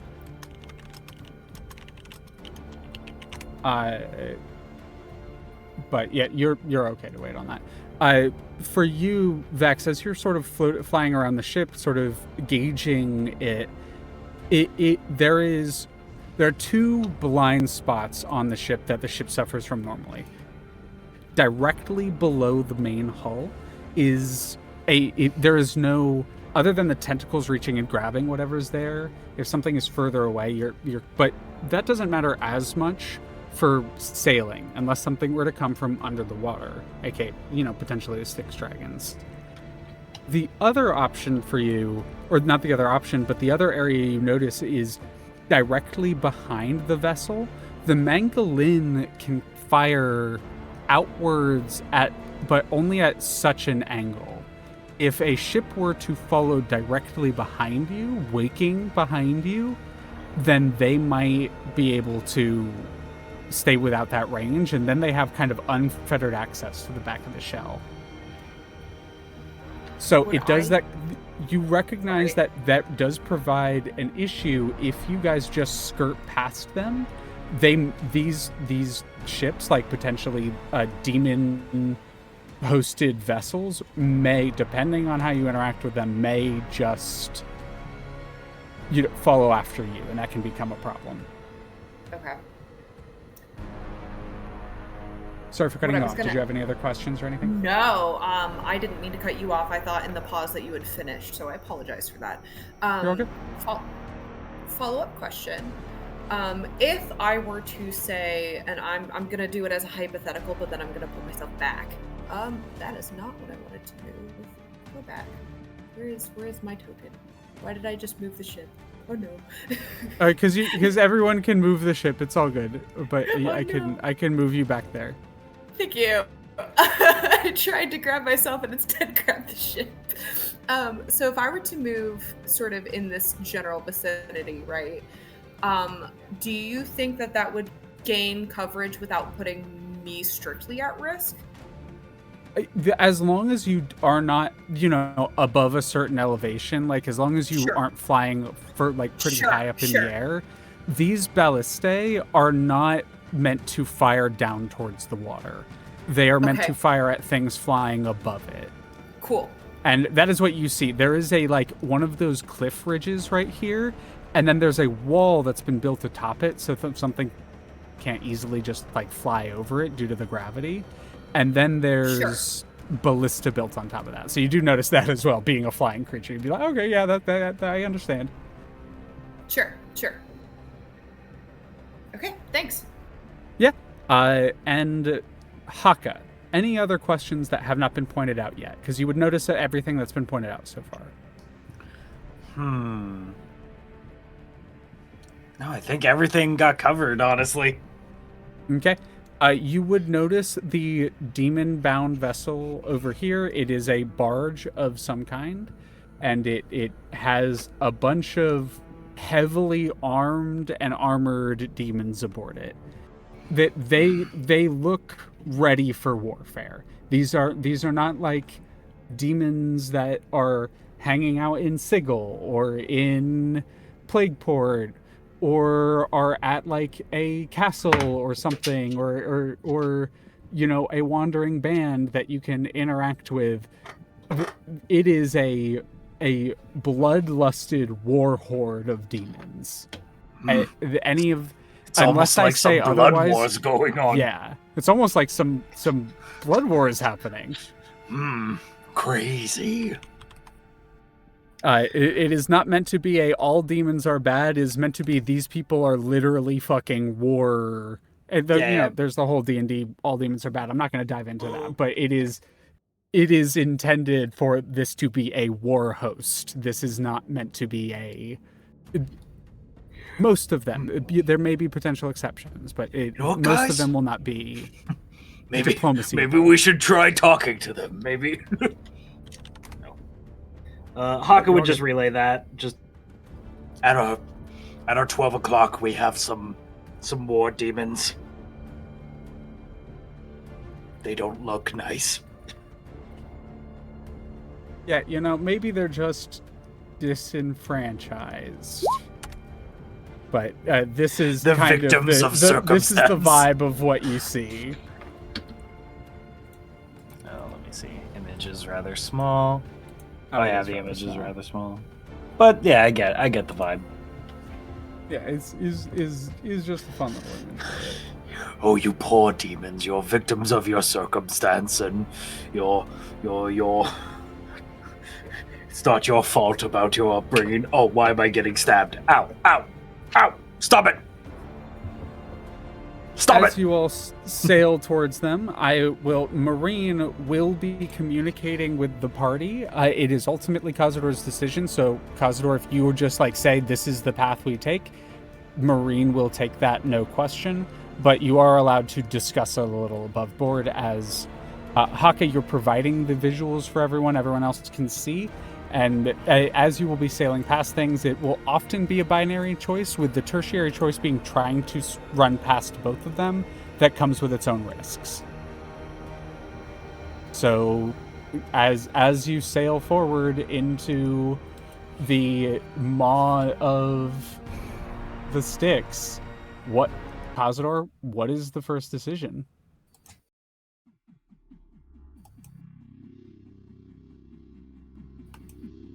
I mean, we can take this raiding party. Hell yeah. We could take this war You know, party. right? Ramming speed! No ramming speed. What are you talking?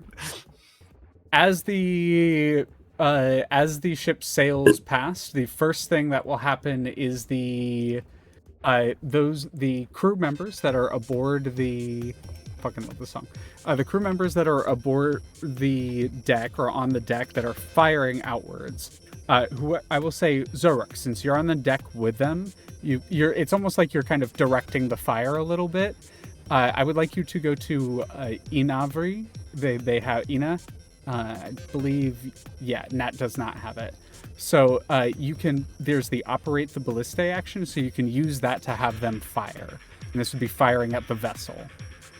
Unless directed otherwise. You can also tell them to fire at the host. On board the ship that you guys are sailing past, this barge that you're sailing past, there seem to be two sort of demon commanders and two hosts of demons that are under their command. So ship, demon commanders, demon hordes, those are your targets. Who do you order them to fire at? We'll fire at the ship. Fire at the ship. Very well. All right. Click the operate the ballista. Their first shot does go a little wide. The sort of rocking gravity of Gehenna making it difficult for them to man the vessel. It's also Esmeralda's first shot. You hear her go, fuck. I'll get better next time. All right, reload. As the force bolt sort of crashes into the water, creating a spray and explosion. This is where I will give it to those in the helm right now. So those of you that are on the Spelljammers, what spells would you like to either transmit through the ship, as it is a unique vessel and you can do that from here, or you have the tentacles to do so, or would you like to bolster the ship in some way? And you can just pass on it if you'd like, but you can also be as creative as you'd like here.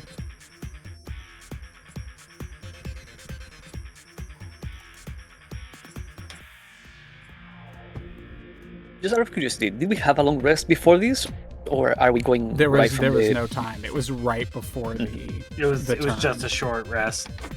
Just a short rest. Right. I know I could really use some spell slots, but we out here. I only used one in the previous fight, so I have some to spare. I used a couple, but I shored them up with items and sorcery points during the short rest. Heck yeah.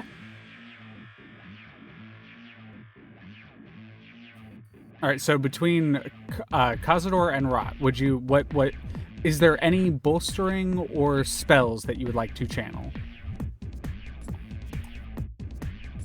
Just because I'm not sure what's going to happen, I am going to use Globe of Invulnerability. Oh. All right, Globe of Invulnerability. I would like you to roll me a intelligence check with advantage. Not intelligence, sorry, charisma check with advantage. Charisma. Advantage. 23. All right, you got it. That takes hold. There is no concentration you have to make normally. It is you bolstering the ship with that. I will keep that in mind for warding the ship against magical effects, and you have that until it goes away. Hell yeah. So I'm gonna mark down on myself 1 magical ward. All right, you got it. Rot. We're channeling this through the ship, right? Mm-hmm. You can channel magic through the ship, or you can just bolster it with magic. They have different effects. Channeling is pretty much just casting the spell. Bolstering is like what Kazador just did. Like, it's getting some unique effect out of casting the spell into the ship. Rot's still reeling from the experience from before. They are aware that there is something new inside them, but not fully aware of how to wield it yet. But what they do know how to use is contagion. I want to make the ship into whatever they try to board to have to go through the check. Oh my god. All right, you got it. I am going to say this is going to affect one of the hordes.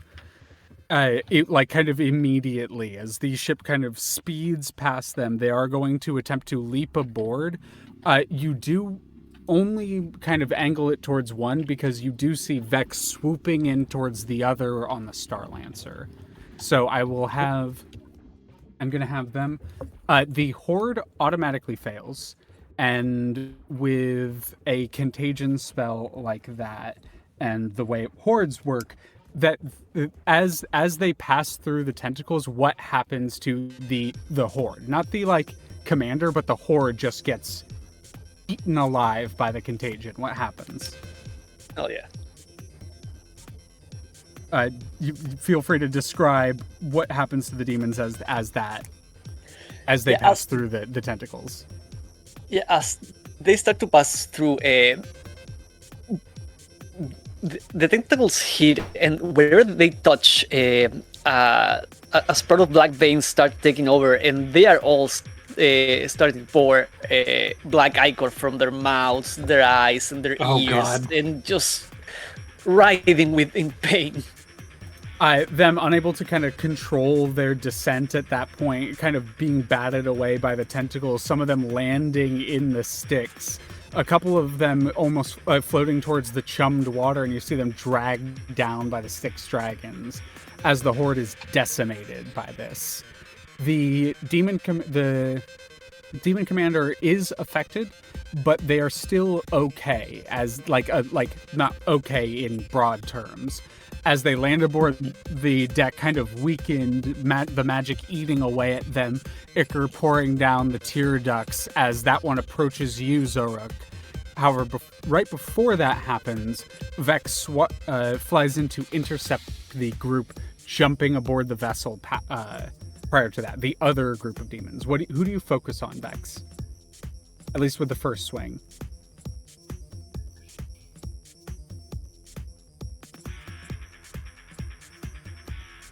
Oh, Vex still muted. Vex, are you here, hon? Oh, they might need a second. Yes. Oh, nope. Okay, they are. What Awesome. exactly is Vex doing? I because you had mentioned you were protecting the ship as the Starlancer, as the ship is passing by one of these barges, a group of demons are jumping aboard the top deck, and forgive me if I misunderstood. I assumed that you were kind of guarding it and would fly in to intercept. Is that correct? That is correct. I would think that they would probably aim for either A, whichever is closest, or B, whichever looks, shall we say, untargeted. One group of them has been dealt with the tentacles. A demon commander is landing on the top deck. You avoid that section because of the tentacles that were infused with contagion by Rye. However, there is another horde with a commander that is kind of jumping on the lower deck.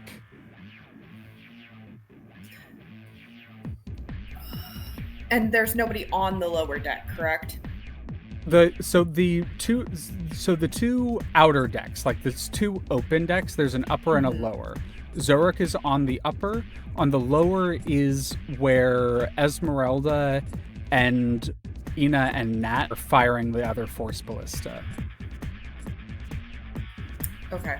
Then Vex would probably try to, like I said, target the least targeted.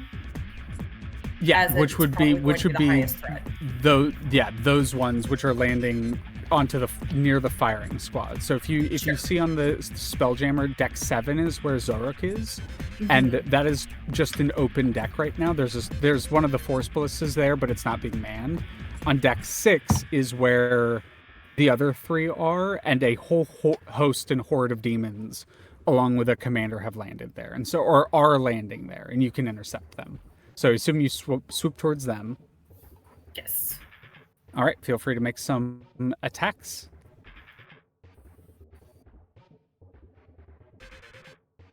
Give me a second. It's okay, take your time. It's loading.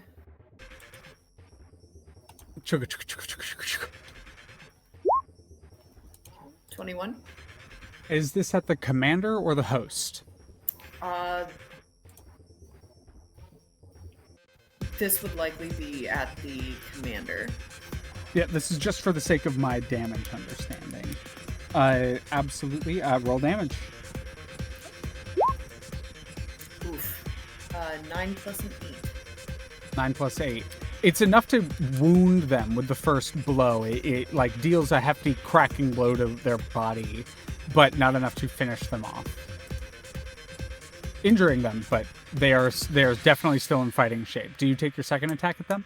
Yeah, I'm gonna go ahead and take a second attack. Alrighty. 22. All right, go ahead. 13 plus 1.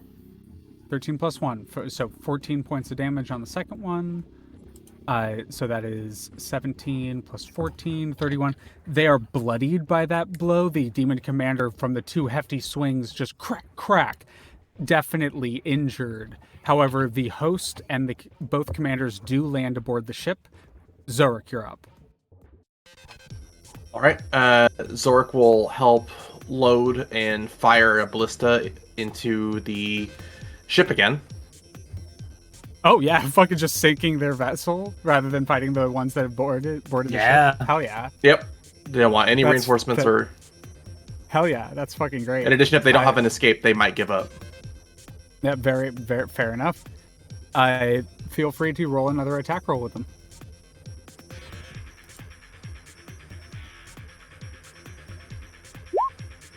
$18. All right. 18. 18 does strike the vessel, so roll damage on it. Okay.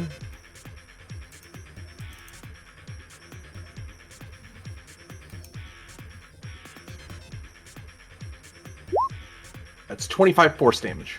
25 force damage, easily passing the damage threshold and creating a huge crack in the hull, a blast where water immediately starts to fill. The demon commander that is filled with the contagion kind of looks over towards the vessel, angrily kind of points towards you with their weapon, and one of them is going to make some swings on you.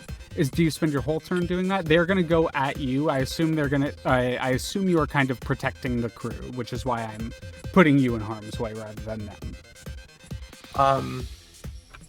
I think so. Yeah, that makes sense. Is there? So it was an action to shoot the thing, or to shoot by the ballista, right? I would say yes. If that was your intention with like assisting with the action, then you would have taken up one of the actions. I will say this though. Currently you have Ina, Nat, and Esmeralda. They are able to operate one ballista between the three of them in a turn, with Ina and Nat loading and setting the ballista, and then Esmeralda firing, which does free you up fight. If you spend your action to help with the ballista, it frees up one of them to fight. So it's kind of just whether or not you want to be the one swinging on the demons that have boarded, or you want Esmeralda to do it. That's a good question. I think by virtue of trying to keep as much danger away from the people who are on our ship as much as he can, Xoruk will try to fight them. Oh, absolutely. All right, that makes sense. So you kind of look towards the ballista and you notice that they're kind of loading and getting, and the firing still happens. You operate the ballista because it's, like I said, it's just whether or not you or Esmeralda is the one defending. So they fire, and this time she kind of lets out a little bit of a cheer, having hit the shot this time, and you go like a blender tearing into the demons that have boarded the ship.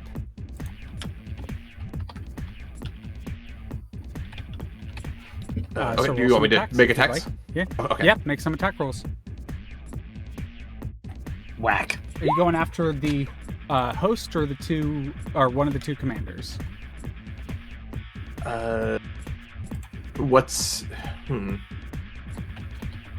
Who's closest to the Githzerai we have?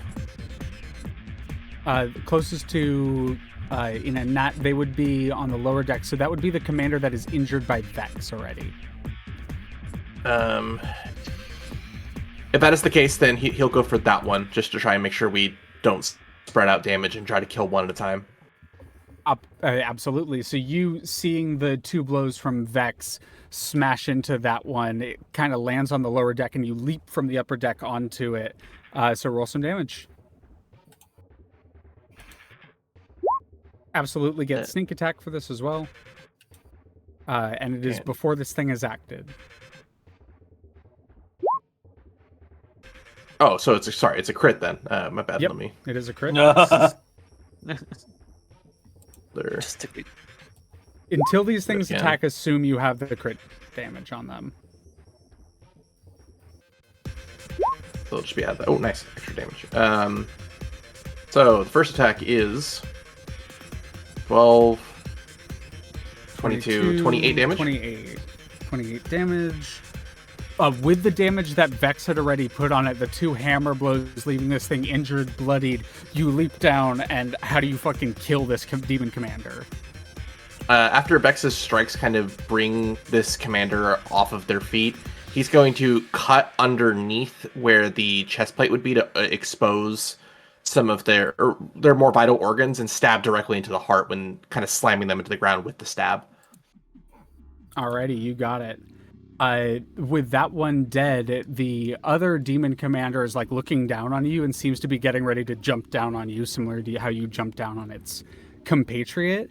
However, the horde, with you having killed their commander, is kind of like taking a step backwards, and they're looking at the half-sinking vessel, and you get the impression that if you kill off the other commander, the horde will disperse. Okay, well, he's got still more attacks, so he'll run at them. Yep, that's what I was... Yeah, feel free to go ahead. I'm not gonna sugarcoat this. Second swing. Oh my god. Hit. So that's a true oh god, I was gonna say, so true critting, I do consistent crits, but you don't need it because you roll hot on fucking dice, so it doesn't even matter. So this thing 23 30 Plus 13. so this thing had half HP because of the contagion. Is just how I run effects like that on horde lords, as I call them in my notes. So that thing's HP having been halved from 50 to 25, you just fucking murk it with the second attack.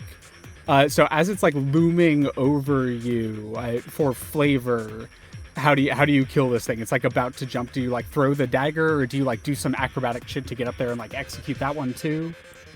As it's looming over, Xoruk is going to meet its eyes looking up towards it, throwing a dagger at its foot, piercing through its foot to kind of bring it down to its knee and to lower its guard. And the moment it lowers its guard, he's just going to go directly for the neck with the Githzerai blade.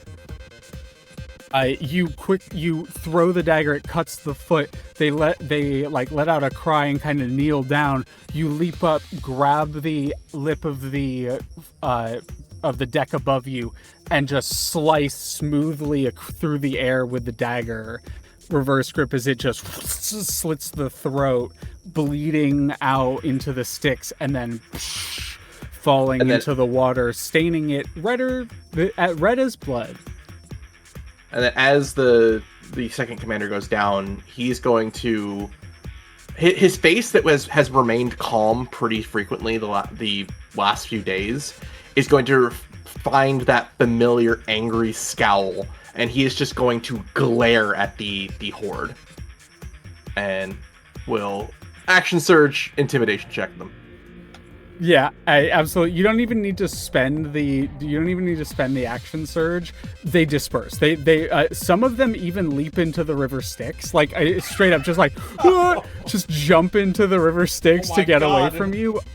A chunk of them try to get atop this day ever happened. Oh, hey, look. Yeah, pretty much. A bunch of them jump atop the barge and are like trying to clamber onto the half-sinking vessel, which starts to veer off towards shore as you thoroughly decimate that demon barge. Kazador, you ordered Marine to take the helm. Marine will do as Marine does. And I would like you to roll. So I'm gonna let me just double check her stats because I believe you can access her. Please roll. Oh, I did not actually give her this stat. I didn't mean to. She has a 3, 8, 7 in it. Okay. Please roll a sleight of hand check for Marine. Here I go.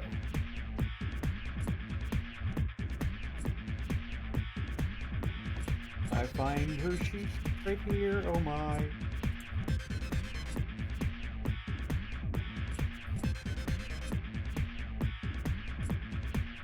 You can't, I can fix that, but you should be able to. Oh, it's coming. I see her. Oh, there we go. There it is. Changing. There we go. All right. I didn't finish updating her permissions, my bad. All right. Let's go. Sleight of hand, you said? Sleight of hand, yep.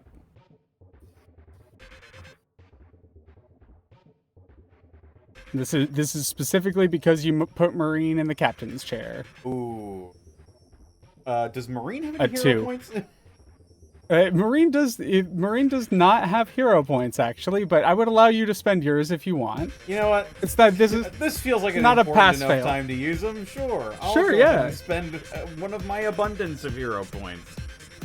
Absolutely, go Must ahead. be nice. All right. It is you believing in Marine that causes the hero point. I believe in you. Fuck. Oh. That's a 12. Hey, a 12 is actually enough to get the bare minimum of this. Sure. Marine controlling one of the tentacles. It is enough to get the bare minimum. Marine controlling one of the tentacles sweeps it through some of the wreckage that was caused by the ship and manages to catch a little bit of loot, like debris. And the mechanic here is, and this is something you could have done if you were captaining this, but Marine is doing it as she is doing it. But if you destroy vessels or go through specific sections, you can get some cargo loot or just like actual loot from blasting through the demons. We're playing FTL now. Yeah, we're playing FTL now. Yeah. Moving ahead, there is a section of really dangerous rocks or another smaller demon barge.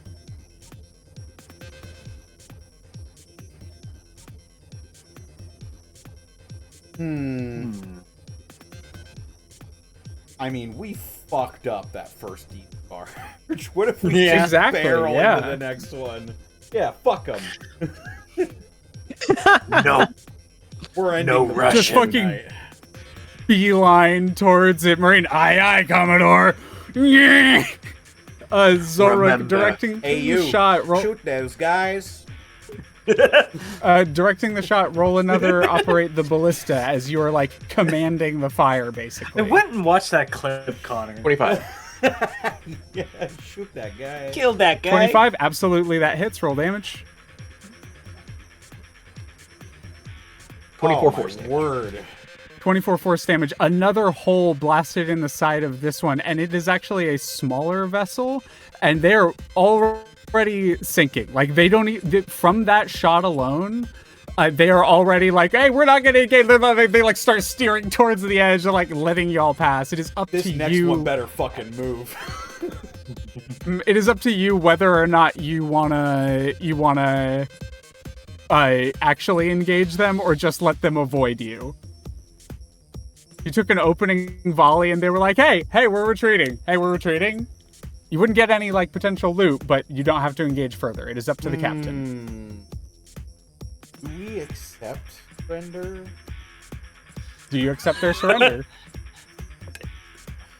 They're like On one makeshift hand- little shitty raft barge. They're like, oh fuck. Just demons. We gotta kill 6 billion of them. That's true. One. Hell yeah. Murdered. Two. My fucking main inspiration for this game, you mean? I know. Which haven't through violence. We haven't had Which very haven't much through violence. trouble so far. No, there's a bigger barge coming up. I think we should let them float by, let them lick their wounds with their tail between their legs. Mm-hmm. Somebody's if gotta they're- tell the others. Leave always This one. is actually, Conrad as you Kurz float by looks this down and one, sheds a single black tear. as the demons pull away, licking their wounds, and in retreat, you just smoothly sail past through that section of the Styx. Coming up next, you actually see quite a like nasty looking demon. This is not just like one of the commanders aboard a war barge. This is some sort of Tanari that swings weight around. A large pig-tusked demon with little tiny black wings coming off the back. They actually have a section of their body that has been flayed a little bit and is literally like hanging like a flap off of their body. And they have a flag that's whipping in the wind that has sort of a very loose depiction of like a flayed chest. And the demon lord, or this, not like lord, but like the demon captain, I will say for this one, will actually hold up a hand and make their way to the edge of the vessel. And this is an optional encounter. They are waving you down for an interaction. Xoruk, do you actually fire without command? No, you're good. You're good. Very good. It's fine if you do. I just want to know. We want to parlay. Yeah. But you Fire see, a warning this shot demon, into his face. the demon is like holding up the hand as if to hail your captain. Fire a warning shot. Sir, this is a grenade launcher. Potato, fucking potato. fire.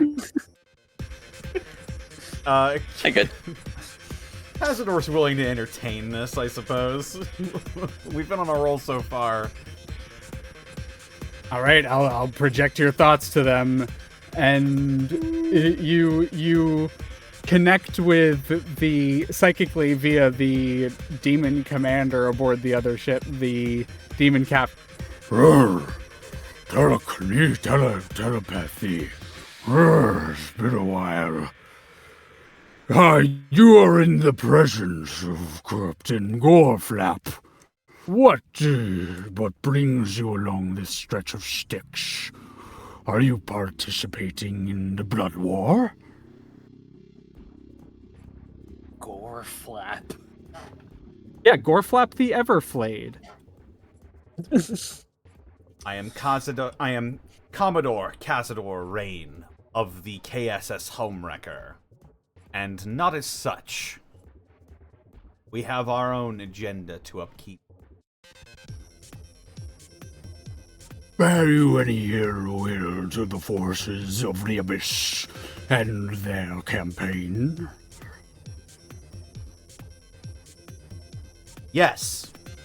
As a matter of fact, I do. I think you are all monsters, and you have nothing but ill will towards me and my mortal people. However, that is not what brings us here. Roll a persuasion check with advantage. Let us pass. Demons and love you that will shit. live. Everyone is hearing this, by the way. This is psychically projected. I just want to imagine Naimana and Hakka, like, inexplicably, there's like a popcorn machine in the background, and they're just watching. Yeah. Zaya's like, hey, you want some of this delicious jam that was left? Ooh. Wait a minute. That was Xoruk's. No, wait, that's an Ooblex! That was special jam. Oh, no. You persuade. Don't eat the Ooblex! Yeah, persuasion with advantage. All right. 28. 28. There's a pause. I love an attitude. Were you a demon, I would have you under my command, but we will allow you to sail. One more question. Bear you any ill will to the forces of hell in their campaign against the Abyss? Yes, I do. Then sail forth, brethren. We may kill each other in another realm, but we will fight alongside you in this next one. And a cheer goes across the demon ship. Huh? Let's move on. Enemy of my enemy is my friend. And shit you not, with that successful interaction, they start sailing behind you, and you have one use to sick them on something. I've got a little posse of demons led by a fucking Nalfeshne. Yeah, straight up. Fucking incredible. Literally, shoot that guy. Shoot that guy. Shoot that guy. Fucking Christ. Marine calls into you. All right, we're coming up on the next section, and I would like another round of perception checks for anyone who is observing. Do I still have advantage or not? Yep, you would still have advantage. The two of you sit up from your popcorn as you're like, oh, we have something to do now. Yep. All right, roll 20. I need you to work with me. Oh my god. 34? Alrighty, so that's 36 with If you Ina's roll health. a 3, it's That's a some 20. level 17 Oh, perception. Wait, are we 17 or 18? 17 for now. Okay. I Vex forgot. has a little bit of the jam stuck in their gauntlet from lunch. Yeah, what is the distraction on Vex here? I think, to be perfectly honest, this is the first time they've ever rode their mount. So they're Absolutely. probably trying to get used to the shifting and the moving in real time. I really like that as a description. I'm gonna have you roll a flying mount check. So I would say you've been training with Xoruk. There's also a connection aspect to it. So because it is your mount. So I'm going to say you're absolutely proficient. You choose what stat it is. If it's wisdom, whether you're being intuitive. If it's charisma, you're communicating. If it's intelligence, it is knowledge. Dexterity, it is just reflexes. Strength, it is literally holding on for dear life. What is it for Vex? You're proficient. For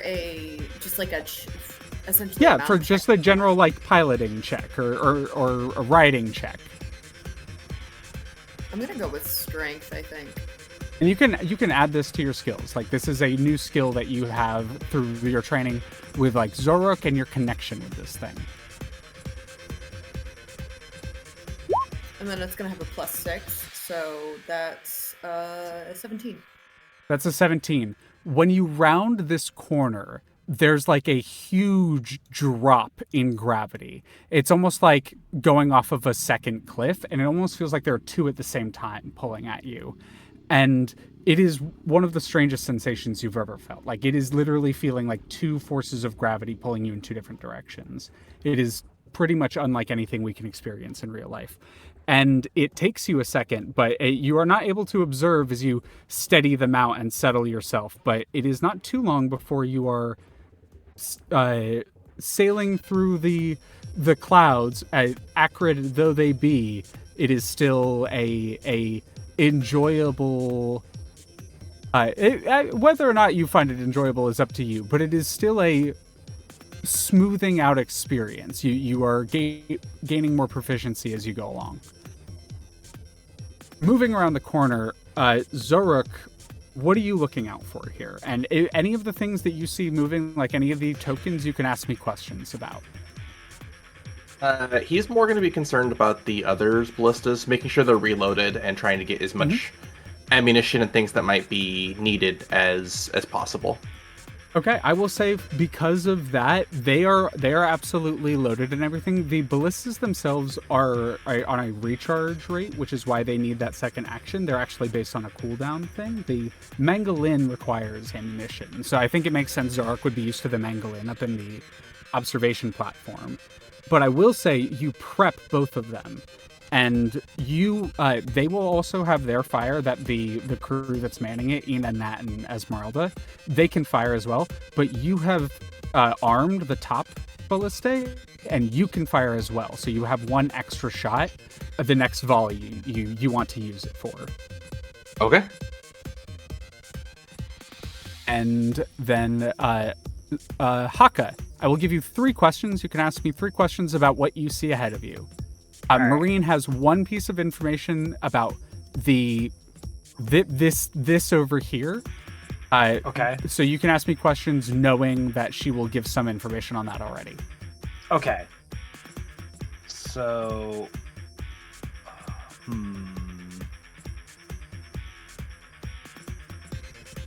what's going on over here? If that hasn't been described already.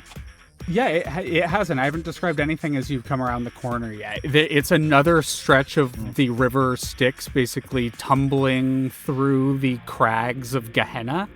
And you see there is a fortress of some kind there. It is... some of the walls are broken down, but it does still have the 5 towers up with ballista on top of it. Seems to be another location that makes it very difficult to fly in this area. However, you can see that one of these walls has been busted down, and inside of it is the shifting of very clearly a red dragon. It does seem to be probably... you would actually probably... I'm going to have you roll me an intelligence check with advantage. All right. I hope you're ready. Habushi. Okay, not bad for Hakka. 23. 23. Nice. It is... You see red dragon because you see the scales, but you also see skeletal aspects to its body. Oh, fuck! That is a Draco Lich. Oh, fuck!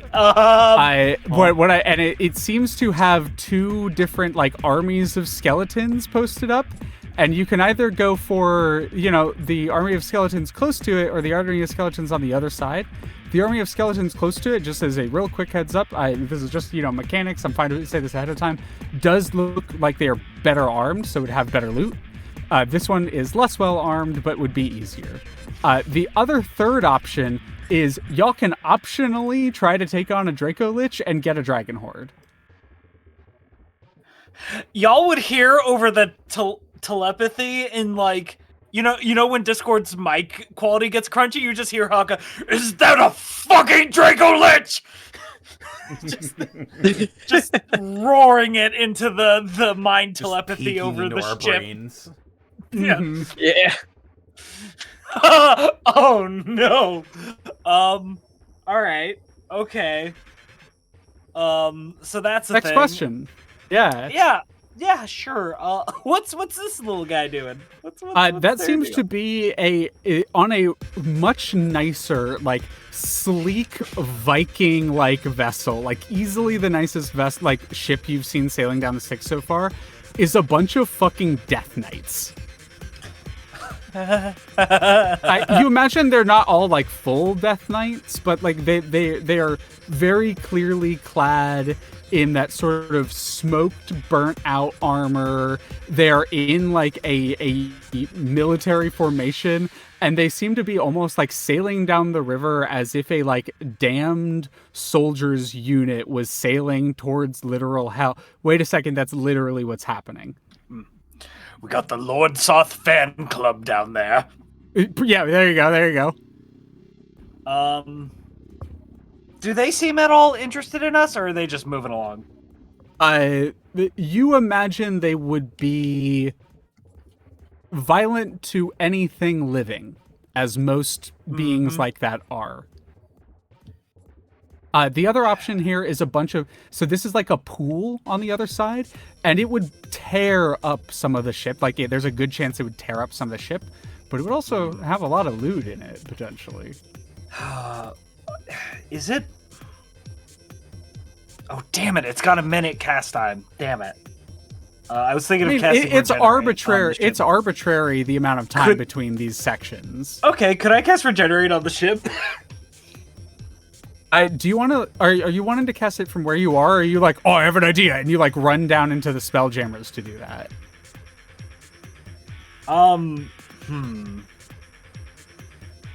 Hakka just sees the boat of Death Knights and the Draco Lich and is like, I need to go do something. And he just runs to where the Regenerate would probably be the most effective for the ship.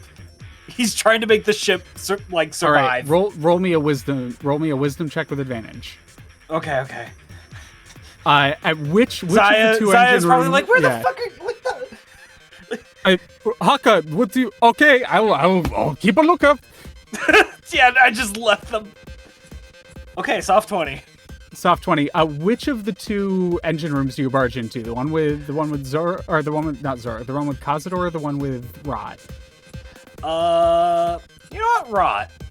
Let's see what Rot's doing. There's the kind of sound of the sphincter behind you, Rot, opening as you kind of look over your shoulder and you see Hakka just like silhouetted in the light. 1 second. I move aside, please. Okay, what are you doing? Hakka, I guess what does the interface look like in this? Is it like that? Like the opening in Baldur's Gate? Not exactly. So that is the bridge. That's actually where Marine is right now. That's where that like massive tentacles from the ceiling and the floor are kind of reaching out for each other. The engine rooms are more like what you kind of saw off to the side, the kind of electrical areas in Baldur's Gate, and there are these there's like a bunch of strange tubing. There's the vat that you put the corpse in that one time, right, and there are a couple of handles near some of the tubing that Ra is currently grabbing onto. If Rot would let Hakka grab those, Hakka would do that and channel a Regenerate. All right. Into the ship. I will say, in addition to one magical defense that the ship currently has, that it will have until used, it has one anti-necrotic attack that the ship can use, or anti-necrotic defense that the ship can use. Ship's been reinforced. I recommend we give the Death Knights a wide berth. And Hakka would run back up to the observation thing. Alrighty. Alright, you run back up to the observation thing. Alright, sailing around this corner, your demon posse behind you. Kazador, where are you going? Where are we going? Shoot that guy.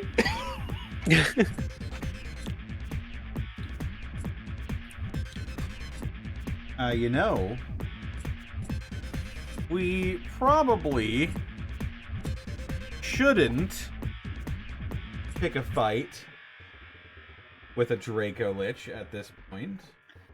But Well, you haven't quite made it to the Draco Lich yet, but they're currently in front of you is the Boat of Death Knights and the treacherous section of like debris and broken vessels. Like there are a lot of vessels that have shattered along these shores, and this seems to be like a tide pool where a bunch of it's collecting. It would shred the ship up to go through it, but there would also be a lot of loot potentially.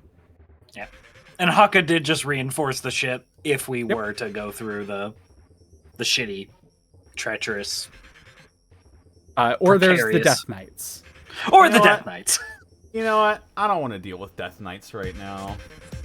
Absolutely. Death Knights stat All right. blocks are scary. Death Knight stat blocks are scary. So I'm going to have you just roll a flat d20 to determine how well, how dangerous the section of water you go through is. What is the name for a group of Death Knights? What's the plural for Death Knights? A knight of Death Knights? Assault. Ooh, Nightmare's good. A Soth of Death Knights. A Soth of Death Knights? Oh, that's good. Yeah. That's absolutely good. it. Yeah, that's good. A All right, dude of straight D20.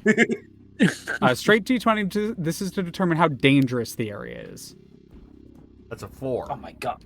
Roll 20. Eat my Okay. ass. You got it. Okay, so the DC is 16, and I need Marine to roll a piloting check. You can roll it for them. All right. It will just use sleight. I think it will just use sleight of hand unless I put a specific thing in there. No, pilot ship. She does have a ranged weapon attack. It is one of her actions. I thought so. Yeah. Let's launch over it. Okay, that is a 25? Ooh, yeah. I think she has a plus 10 actually to that, so that's a 28. 28, total. yeah. Yeah, I will have you also roll me a sleight of hand check for her with advantage. Sleight of hand with advantage. Okay. Bada bing, bada boom. Bada bing, bada bing, bada boom. 19. 19. All right. I would like you to put in the cargo one ambiguous, like it just like in quotes, one set of treasure and then one set of goods, and they're quote in quotes right now, like they're just kind of loose descriptions right now. We'll figure out what they are later. Sorry, could you repeat that for me? What am I adding? Yeah, absolutely. In the at the top of the crew page, there's the along for the ride. There's a cargo manifest, and so you get 1 unit of goods and 1 unit of treasure, and we will figure out what that is later. Right. But that is what Marine is able to pick up. And you actually get another unit of just bare goods from the earlier section where Marine picked up stuff. So you have two additional goods to add to that, like, and they're just kind of loose descriptions now. Again, we'll figure it out later. And then Sure. one unit of treasure. All right, gotcha. Mark down.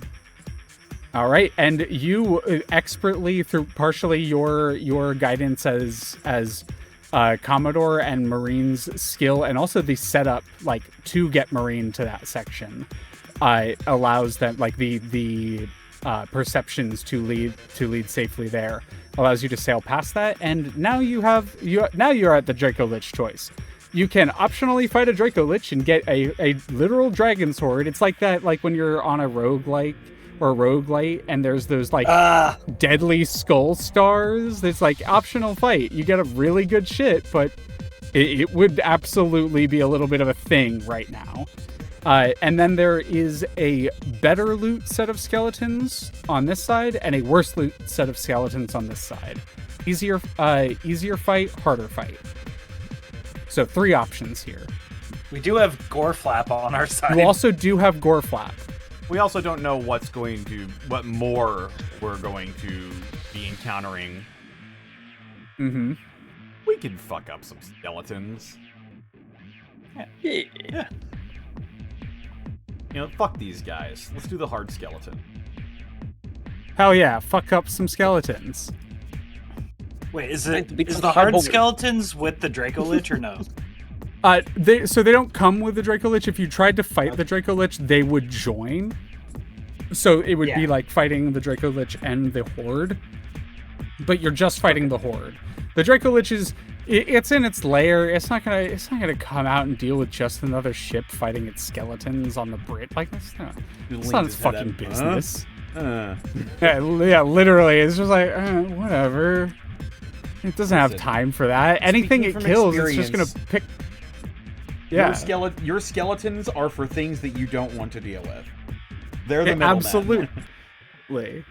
Anyone who they kill, they just pick up the bones and make more skeletons. It's not like it's a problem. My people will talk to your people. Yeah, exactly. All right, the skeletons, as you kind of sail under, the reason why you wouldn't want to sail like through the middle section is because you would be in range for both groups of skeletons to drop on the ship. So you kind of sail under this section of the bridge, and they all like jump down from above, landing onto the deck below, just armed to the teeth with weaponry. As they're jumping down, or before they're jumping down, the Ballistae would have a moment to would be able to fire at them, and the Spelljammers would have a chance to bolster the ship, and Vex would have a chance to intercept. So we'll go in that order. Are you firing the ballista, Xoruk? Yes. Xoruk will fire the ballista. All right. There is a sort of like skeletal, like big ass Death Lord commander type, and then there's a horde jumping down. What are you firing at with the ballista? He'll fire at the big one. If that makes more sense. Fire at the big one. All right. So roll the attack. Your attack. So it would be just a ranged weapon attack +1 for you, and then for Inavri as well. So that one is correct. Like that's just doing theirs first. So 26 on them, and then your ranged attack roll +1. It should be detailed on the. It would just be a dex save for me. Yep. So just roll that +1. 19. 19. Both of them hit the skeletal commander, so roll me damage for both of them. 10d. I think it's 10d12 force damage. I think it's D10. Is it d10? Yeah, 5d10 force damage on the ballista. Oh, it's 5d. It is 5d12 on the ship and 5d10 in theirs. I must have copied that incorrectly. Gotcha. So you want it to be 12? Yep, d12. You got it. That was me copying into the 41 damage. Nearly obliterating it with the first one. You hear down below Esmeralda going, "I fucking love this thing. Can I?" No, that's that Marine. I fucking love this thing. Can we get one of these in Borovia? And with a Strolling up to Strahd's castle in a fucking nautiloid. with a fucking force ballista, yeah, like this is fucking great. That's 70 force damage total. 70 force damage. How do you and the crew that you're commanding aboard the deck? How do you finish off the commander before they even land on the ship? Xoruk will fire a shot into kind of the center mass of the commander, allowing them to kind of be more off guard as the crew fire a ballista shot straight through their head. Straight through the head. The bone explodes outwards, and before the commander even has a chance to jump down, just collapses onto the bridge above. A horde of skeletons now jumping down on top of the deck as well. But before that happens, I'm going to go with let's go with the Spelljammers and then Vex. So Spelljammers, anything y'all are doing?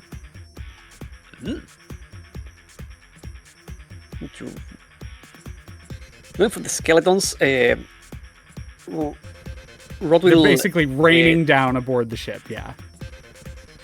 Yeah, they are getting close. They are not going to want to do that because Rod is channeling Investor of Flame through the... Oh, that's so good. Roll me a wisdom with advantage. That's so great. Will do. Window. Check. By fire be purged.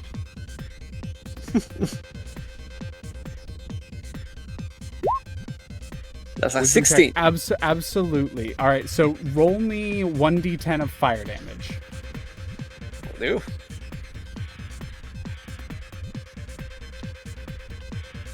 Nine.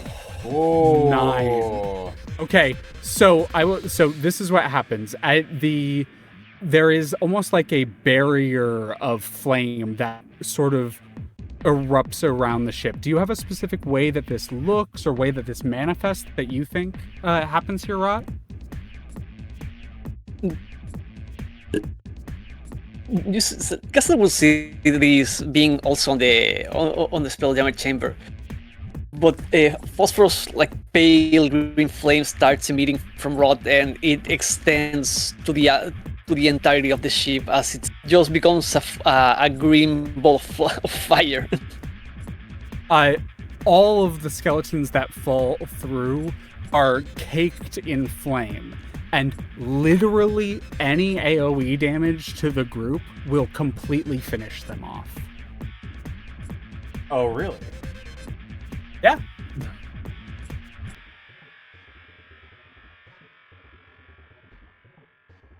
Yeah. Other Spelljammer, you something you want to do?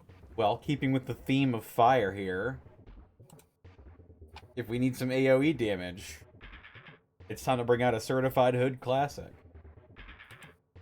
I'm gonna fireball these fuckers. I love it. This one, Fireball! This one, it's not even like you bolstering the chip and channeling it through the ship. It's and like, infusing the ship with the fireball. It's literally like one of the tentacles pointing up towards the bridge and a fireball being cast out of it and like no roll necessary. They all just fucking incinerate, explode, shatter into bone shards. The last thing that happens, and there's no way for y'all to have known this, but a piece of siege weaponry is actually located right here, and it is going to fire towards the vessel. And Vex, you, being the one who has not acted here, have a chance to intercept or otherwise deflect it. Is there anything you'd like to do as you see the siege weaponry basically like a skeletal like crew kind of manning it and turning it towards the vessel, and you have a chance to swoop in and do something? So I have a question, and it might Yep. require a bit of rule of cool from you. You said deflect, and we haven't done, and I understand why we haven't done anything with it, but we haven't done anything with the shield. What are the chances Absolutely, yeah. that I might be able to utilize the shield that I recently obtained So you can go ahead, finish. to send their attacks right back at them. Okay, so what I will say is you can add a little addendum to the sheet, to the because there's the like the heavy mechanical shield side of that fate ability, right? That is meant for the nitty-gritty side of combat, which we do. However, I will say you can add a little addendum to that. That is, you may also spend a fate point to use a cool shield ability in a narrative moment, which is exactly what this is. So feel free to spend a fate point. And that is exactly what happens. That's so fucking cool. Sure, yeah. We're gonna use, and you've described it before because it's from Frost to be this very like icy cool thing. The way that I imagine it is, you kind of know in the like JRPG, the JRPGs when you see like a burst of energy come out, but of course the magic is color coded, and it like if it's frost, it's got like a snowflake on it. That's kind of what I'm mentally envisioning in this moment. Absolute, because I was going to say it is also partially affected by what you believe it to look like. So I think that Vex expecting that is exactly what happens. And just a little note about my girl, Snow. I love her very much. She's an old character of mine. I've talked about it before. But there's an old thing that she used to have that you kind of have because it's the Oath of the Ancients class feature. And I used to call it the bubble. It's that sort of spell shield that happens around. And I love the idea that as you raise the shield, there's just like, it's not the whole one. It doesn't cover you entirely. But there's just a flicker of like a half bubble around you in a soft blue coloration with that snowflake symbol on the outside, right as you raise the shield, as they fire the siege weaponry towards you, and it collides with this magical barrier that you're projecting. Your will and the will of this item aligned in this moment, and it stops, and then with the same force fires back at it, and crushing the siege weaponry, stopping it from hitting your demon friends behind you. Alright. That is fucking rad. Yeah. And those skeletons are fucking dead. You Hell round yeah. the corner, and you are at the last section. You can see the crevasse ahead, a black chasm leading into nothing, with red smoke pouring out of it. And now Marine will give information here, as this is the part she is most familiar with. All right, Captain, we have a choice here. There's a Yugoloth horde that has set up on the shores there, and they tend to only let demons pass in order to keep the blood war flowing correctly. We might be able to convince our demon friends to go after them, but either way, we might have to hop ashore and fight that, and then cut the barbed iron chains that they're using to block the river. It's unless we can convince them that we're here to participate in the blood war, they're not going to let us pass. The other option is we take to the skies. We're out of the range of the ballista firing upwards, but that's where we deal with the problem on our left. Today, you see that tower? And all of you with the visuals sort of being transmitted, you would see. Well, you see atop of it, there's I think it's some sort of ancient wizard or magic caster of some kind that's been bound to the tower. They essentially ground anything using some extremely powerful magic to force anything to the ground that comes near it. It's locally called the Wizard of the Whirl. So we would have to find a way to deal with him, but I will also not gonna lie, I've always been curious what's in that tower. So we could take it out if you're feeling risky. I'm sure it would, provide quite a lot of loot, and it would also make it easier for us to pass by this area again if we wanted to. Up to you what you want to do.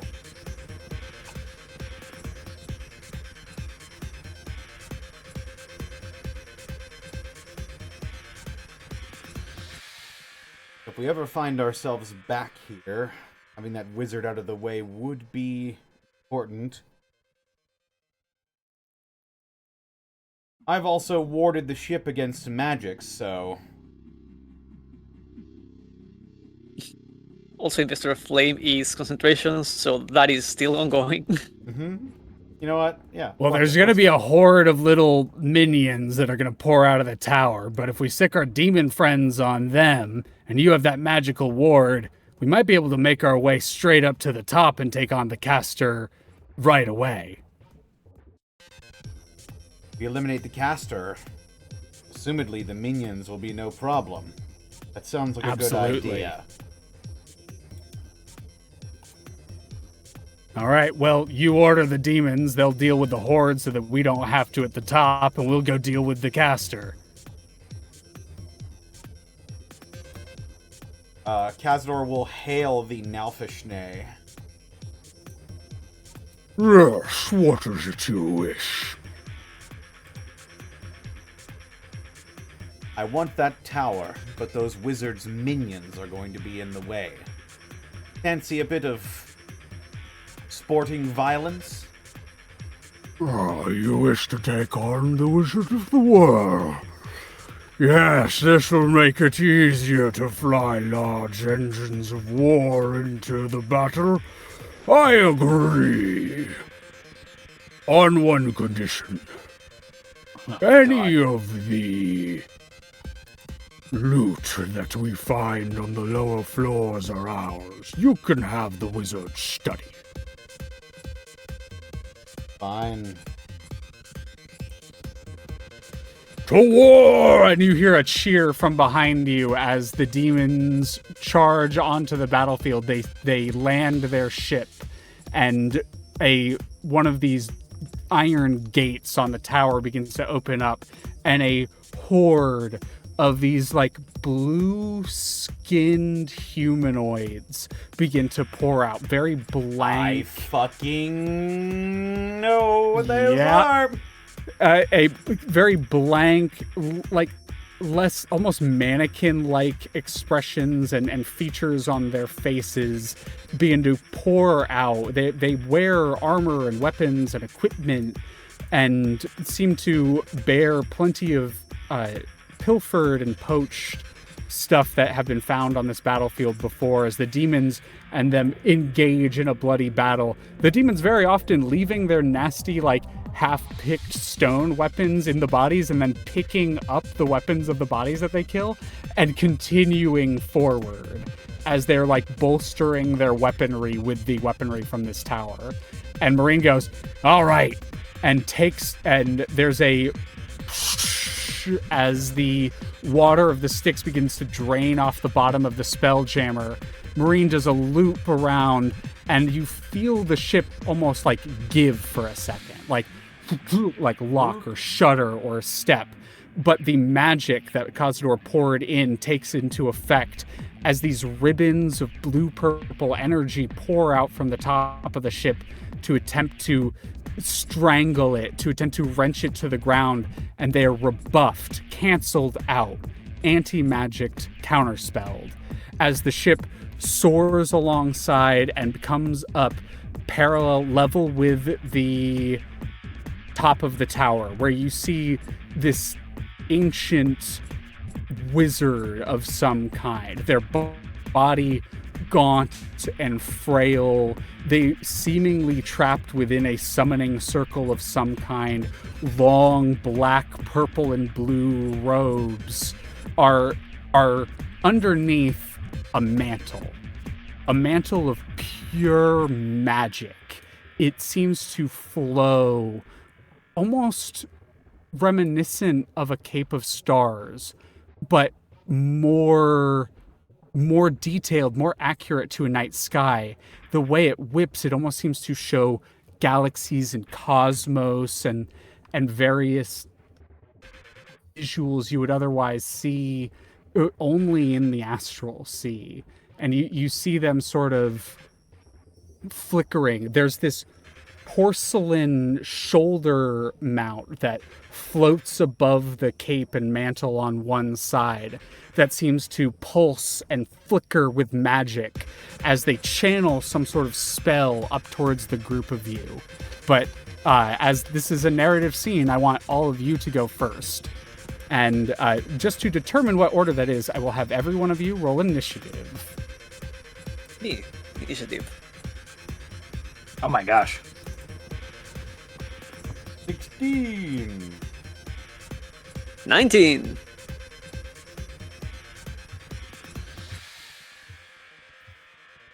25.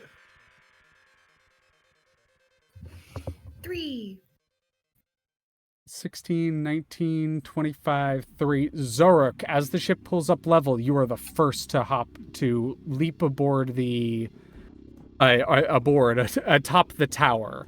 And atop the tower, 5 statues, one in each corner, come to life to protect this caster.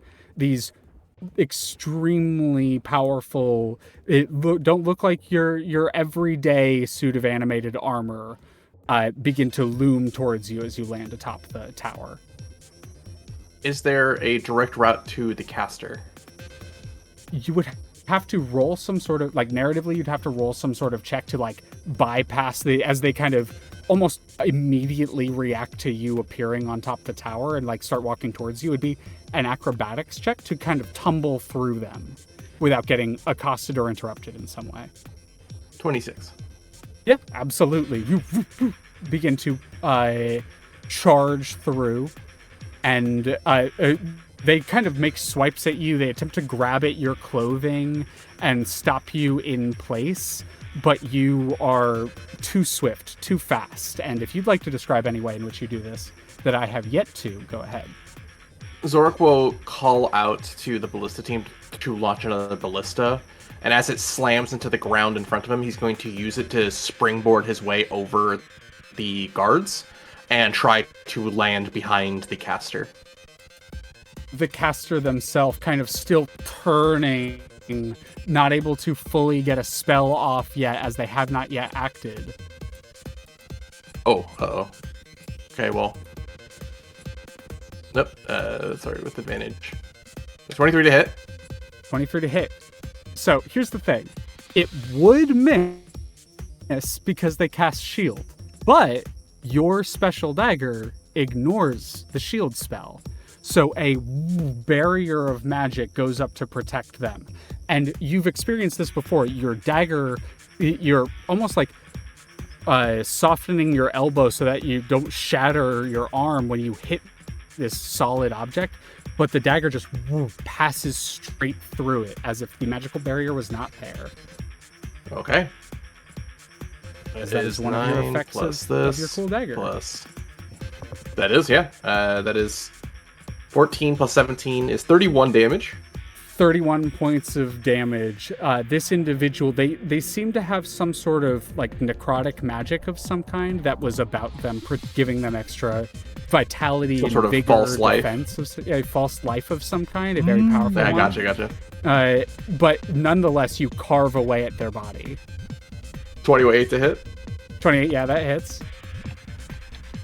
4, 6 plus 2, so 11 damage. 11 damage, absolutely.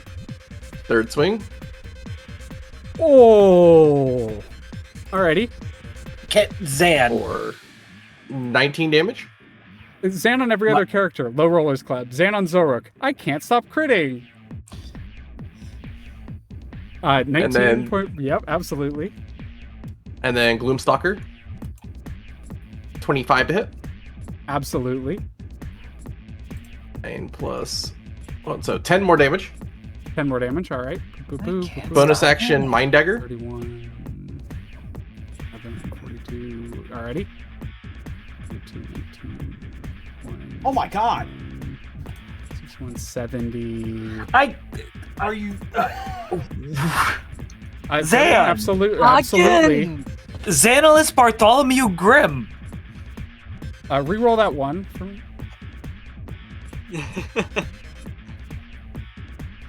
That's an extra d6. So it's 11 instead. Oh, yeah. It's 11 It's instead. like you don't need to roll 20s on the dice. So just here's crit. the thing. He's already dead. So here's that's the thing. added to it because of the dread. Oh my fucking god! Yeah. ahead. Okay. So you notice that as you're carving through, something is very clearly wrong, and as you finish off this individual atop the tower, you realize that you've kept yourself from having to fight both of them at once, but you have executed a simulacrum of whatever wizard seems to be further within the tower, as the body, like carved into pieces, collapses to the ground and begins to melt into a puddle. God damn. Does he see where the other one is? I will say, because of the way that there's like an expulsion of magic from the simulacrum as it's destroyed, and it almost seems to seep through the cracks in the tower directly below you. You imagine that is where the wizard's study is. Okay, is there a path down? Yeah, sorry, my apologies. Yes, there is there's a set of stairs downward into what looks like the wizard's study. Xoruk's gonna action surge and dash, running down as quickly as he possibly can. You see the caster in some sort of like a magical barrier around them was like channeling upwards and then like looks over at you. Xoruk will be right there. Xoruk is not a soldier; he is an assassin, so he's going. Yeah, no, single target. absolutely. You fucking executing the simulacrum in one turn is fucking perfect. But that's Xoruk's go. That's fucking awesome. All right. Then next on the initiative list is, I believe, Rot. Yeah.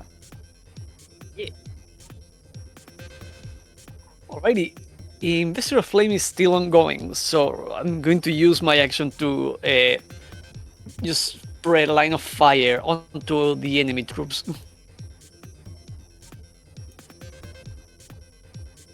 Alrighty. There's this group of 5 animated armor that one of them is turning towards the vessel to like climb aboard and start kicking ass. The other 4 seem to like turn towards the stairs Xoruk ran down and are like going to defend as these blast of investiture of flame shoots out and hits all of them. So roll me some damage. Mm-hmm. It's going to be a 1d10 for this, but it's everyone trapped in it. So that's a 10. 10? Absolutely. All right. 10 more damage to 10 damage to this group. And this is a special stat block called the Dread Horde. It's kind of like a horde, but it's much scarier. All right. And so that is an action to do the... Oh, no, that's not an action. That's just the flame hitting them. What do you want to do on your turn? Oh, that was a well.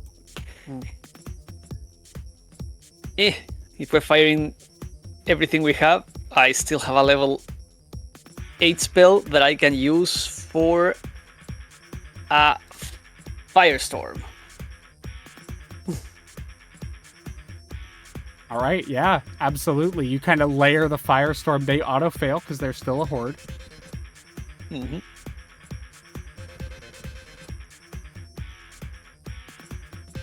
So yeah, Rod's going to keep like putting as much of their power into the Spelljammer, in this occasion entirely focused through this pale green flame as it's not only the entire vessel covered in it, it's not just shooting all over the place, but now erupting into basically green meteorites hitting the battlefield.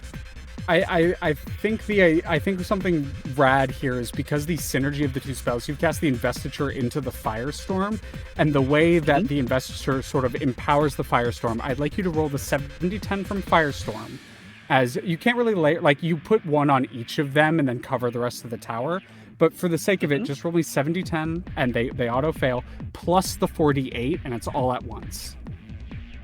Alrighty.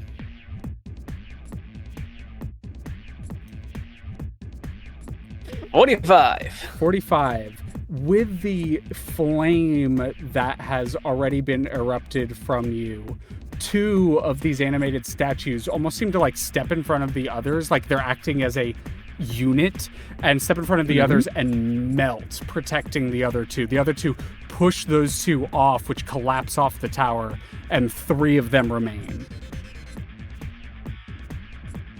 But you melt through 2 of the Dread Horde in a single turn.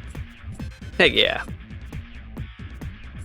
All right, that brings us to Hakka. Is it possible for my channel divinity to target the horde? Yeah. Horde is functionally a single creature. Yep. So it's a way for you to feel like, okay, yeah, I can do this on a group. Like it, yeah. Yep. Hordes are meant to be what we're high level kicking ass through a group of like horde of enemies.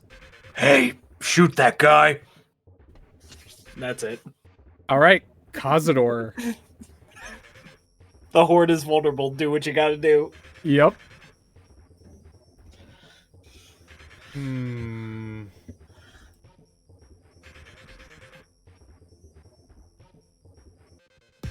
The horde is... Whatever damage you deal to it, it takes double.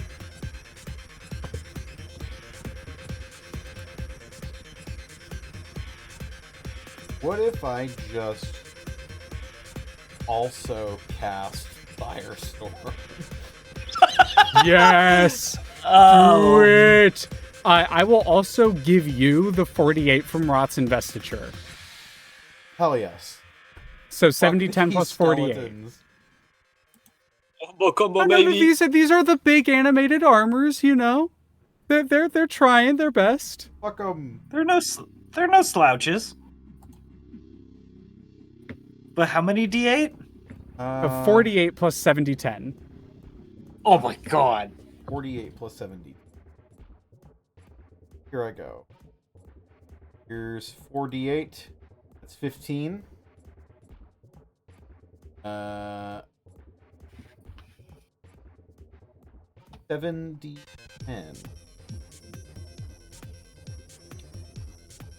Mm-hmm. That's 38. Okay. Literally 2 more are melted away. So the 2 stand in front of 2 of their friends to like protect them, and then the other one, like as soon as the first firestorm is done, they push them off to like lunge onto the ship and get at them, and then immediately a second barrage of fire hits them, and they also melt and go collapsing off the tower. 1 remains, but this one has turned down the stairs and is going after Xoruk. Yeah. That was 52 damage turned into 104. Oh, I forgot. I forgot it was doubled. My bad. They're all dead. Yay! Xoruk, I think behind you, like almost a gout of flame erupts down the stairs. Just.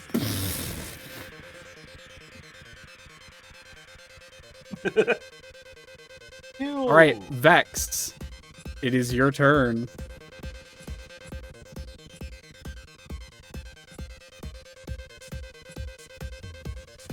All right, so how are things looking outside the ship at this exact moment in time? You look down, and the demon host is carving through the minions on the ground below. They're taking some losses, but they're definitely winning. On top, all of the animated armor, the dread horde of animated armor, have been melted and or destroyed. Xoruk killed the simulacrum and ran down the stairs. You imagine, as you see the body collapsing into water and snow, that it was some sort of clone or facsimile. You don't know what a simulacrum is, but you can still put it together. And with your Star Lancer, you can because of how fast it is, very swiftly make your way to the tower. And with your action, or like your movement, make it down into the room with Xoruk.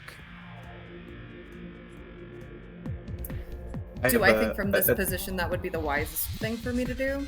Or... Go ahead, Xoruk. I have a tag team for you, Saris, if you'd like. Okay. There is nothing else threatening the ship right now. The only thing that could threaten the ship is the real caster inside the tower. So I think Vex would see Xoruk rush in to try to deal with that, and it probably would make sense to like go in after, help protect and or defend. But Xoruk will mentally connect with Vex. I've tracked the caster to its real spot. I'm going to need some help. Can you bulldoze through the wall? Say less. And yeah, we're gonna bulldoze through the wall. All right. I'd like you to roll me just an athletics check with advantage, because like, is you charging with a Star Lancer, the dwarven thrower raised up like upright, Banshee screaming. Yeah, we understand. Yeah. 16. With advantage, because you have the Star Lancers helping you. Okay.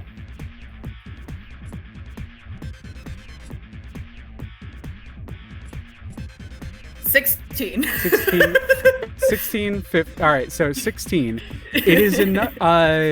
How will I put this? Because I do think it's enough to bust through the wall.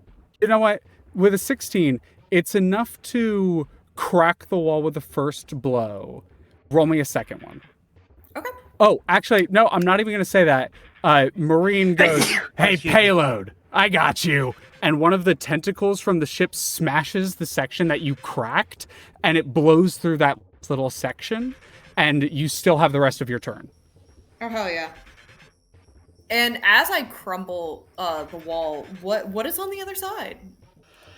There is because their simulacrum was just murdered, they have collapsed to the ground, like gripping their chest, seemingly some sort of magical connection between the two of them, deeply wounding them.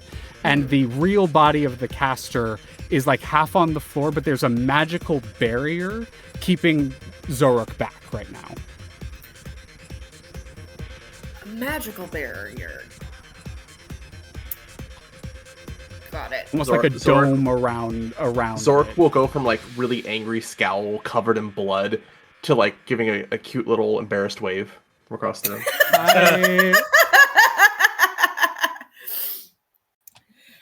So Amazing. the problem with this is I am largely out of resources. So the hee funny thing that is mentally in my head is just, well, can't beat them, join them, and just starting to hammer the barrier because what else can I do at this point? Absolutely. Xoruk, this is a question for you. How much do you believe in Vex shattering a wall of force right now? Not a shadow of a doubt. Okay. I would like you to roll me either a charisma saving throw or an athletics check of your choice with advantage. Oh, say less. Yeah, the rare paladin. I get a charisma saving. Oh yeah. Oh, I've been waiting for this moment. Well, because here's the tea. They're the same score. Hell yeah. Here's my question for you. Because the charisma save and the athletics check are the same.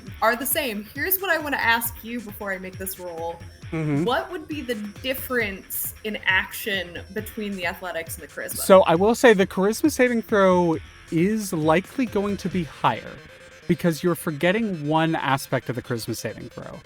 You add your charisma twice to it because you get your charisma and then you add your charisma to saves. So your charisma save's actually a 12. I will add that to your sheet really quickly. I was gonna say, yeah, then something is not right on my sheet because they are the aura is not currently taken into account on your saves. Now it is. Okay. Cool. That's what that 3 checkmark aura is. So you add a 3 to all of your saves. Understood. Thank you so much. Absolutely. Love to clarify. You said with advantage? With advantage. 22 plus 3. 22 plus 3, 25. For a DC 20, the pure belief that Xoruk has in you, a magic that can only be found within the realm of the cosmos, the magic of belief, warps around Vex's hammer and comes arcing down, cracking through the barrier. And Xoruk, the assassin, seeing that moment as the barrier shatters into shards of light over the caster, Xoruk, the assassin, takes no time to finish him off and execute him. As I would like the two of you, as I've given the loose description, to describe how you finish off this this ancient and malevolent caster as a pair. Mind if I throw you the volley, Van? Sure, go ahead. I'll set you up. So if the idea is that with sheer force of will, Vex is bulldozing in, waiting none, obviously we get the embarrassed little wave, they wink at him, keep charging in full speed. They dig their heel into the ground on a turn, raise the hammer up and throw it, a proper throw, using the momentum to even launch themselves upward, throw the hammer straight down on the dome.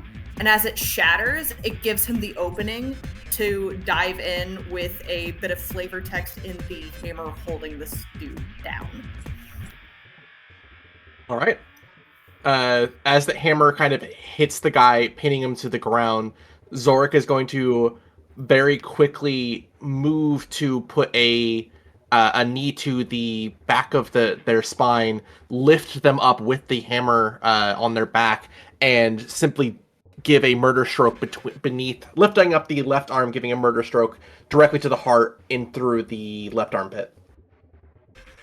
The caster, these just violent green purple eyes looking up at you, just pure hatred and ill will fade as the light leaves them, and the body of the ancient Netherese warrior collapses to the ground beneath you. Oh. Had a feeling it was Netherese. Oh. As they kind of Oh, go ahead. Go. collapse to the ground, mental connection. Kazador, the target is dead. You may stand down.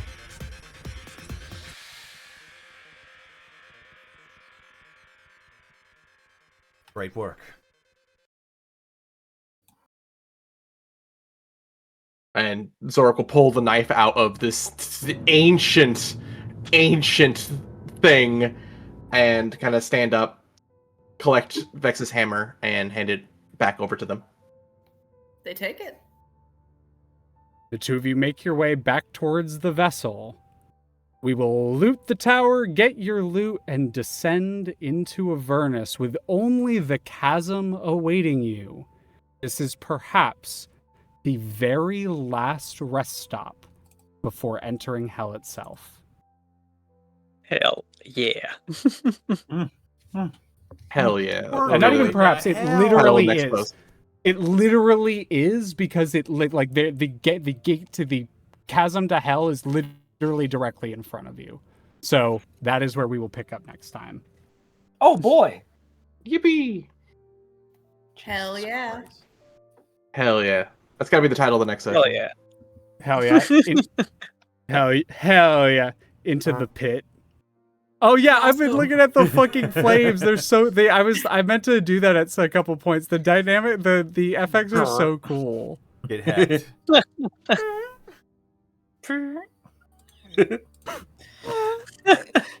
Hold on, I gotta make the fart woke. There we go. Woke ass fart.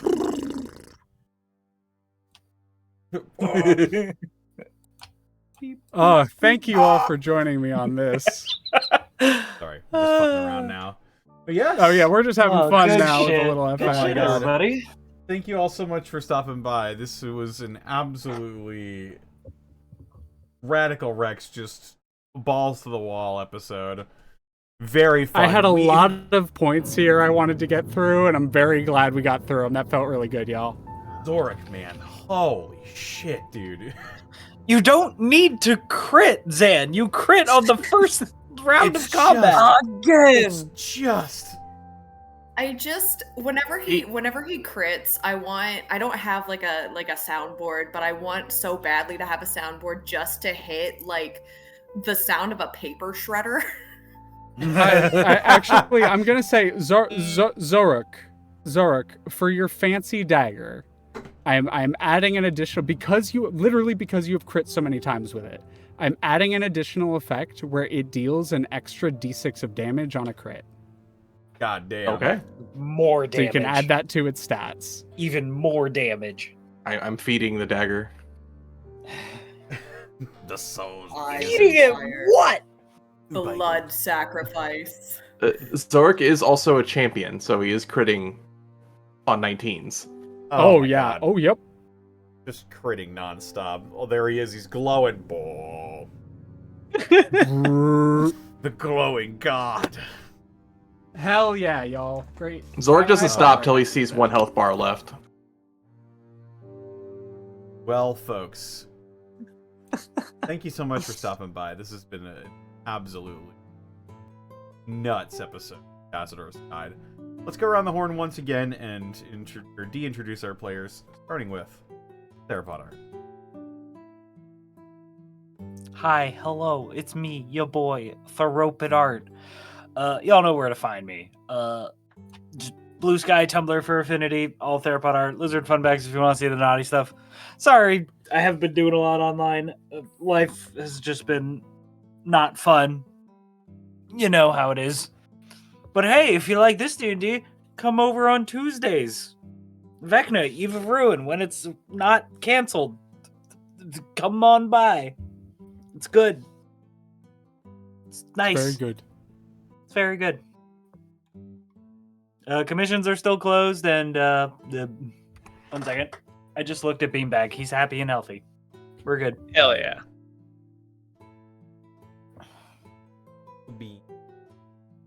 He is. All right, awesome. Up next, we've got XanillisGrimm. Hey, that's me. I already shielded everything I got earlier on. But if you want to see what I'm up to and when I'm up to it, you check my Blue Sky at XanillisGrimm, where I post everything I do when I'm about to do it. Aside from that, if no one's told you I love you today, allow me to be the first. I love you very much. Thank you for being here with us and sharing your time with us. That's me. Alrighty.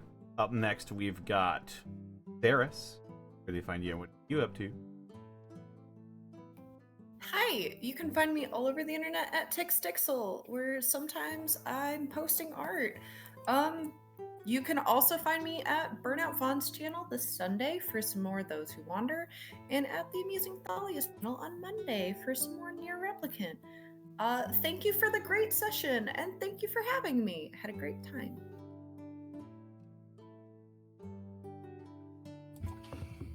Yeah. And up next, we've got Citric King. Hi, hello, I'm Citric. You can find me pretty much everywhere at Citric King. Everywhere being mainly Blue Sky, then all of the other stuff. As busy as per usual, but always worth keeping an eye out for whenever I post stuff. So that's pretty much what I going on for now. So why don't we go back to our one and only GM, Leah?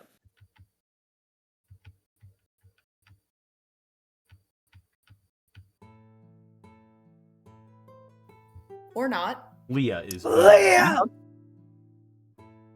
Leah.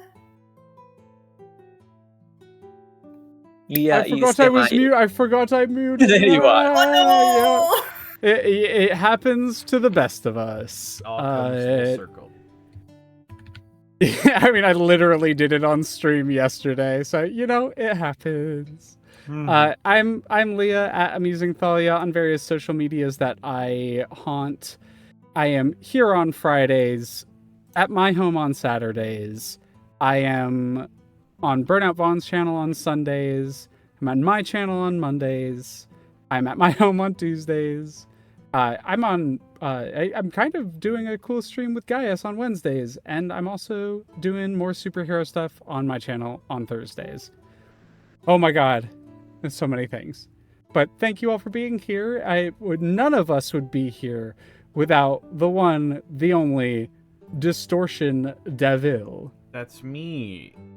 Well, if you're not watching this live on twitch.tv/DistortionDevil, then you're probably watching this on youtube.com/Devils and Dice Rolls or patreon.com/Dice Rolls if you feel like supporting the show, the channel, the creative process. I appreciate all of your support. You know what it is, streaming every day except Wednesdays and Saturdays. Yeah, this was an awesome session.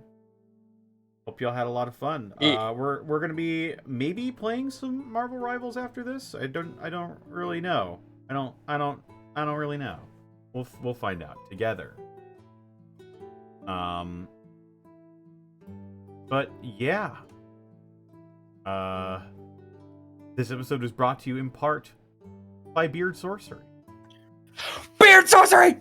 That's right. Beard Sorcery. For all of your beard care products, head on over to Beard Sorcery. I've been using their products for a long time. I've had no complaints. My beard smells great. It feels great. The skin underneath is moisturized and not itchy, not flaky. And it's all thanks to the wonderful products over at beardsorcery.com. This sounds like something that you could use. Code DistortionDevil. Save 10% when you shop online as well. you're a coffee fiend like I am, then you should head on over to Bones Coffee. That's right, bonescoffeecompany.com. Use code DistortionDevil and you can save 10% off at Bones Coffee Company. As well, we couldn't keep doing this week in, week out without support from viewers like you, including Something Witty Gaming. Thank you for the raid earlier with the party of 35. How's it going?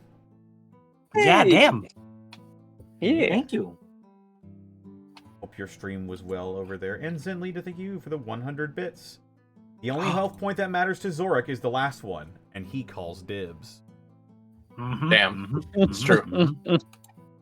Bars. With that, we should go ahead and find somebody that we can raid. Quite a few people. Is on right now. I see Monty. I see Bosco. I see Zamacite. I see Sora and Skelly are both streaming. You know what? Octopimp, Veggie BLT. Is Sora streaming Deadlock? Why not? Let's go ahead and raid. Yeah. I raid Sora all the time. Sora's great. Deadlock, a game that is totally not sweaty and hard, and I'm totally not really bad at it. Hey, yo. What should our raid message be? Hell yeah. Hell yeah. Hell yeah. Hell yeah. What was that? Hell yeah. Hell yeah. I can't Get a hell yeah. Sorry, my headphones cut out for a second. What was that? Hell yeah. Hell yeah. Our raid message will be hell yeah. All right. Take care, everybody. I'll see you in a little bit. I just got here. a crit. 2 crits. 3 What? crits. What? 4 crits. What? And a Bloody Mary. Hell yeah. All right. Bye-bye for now, folks. Bye.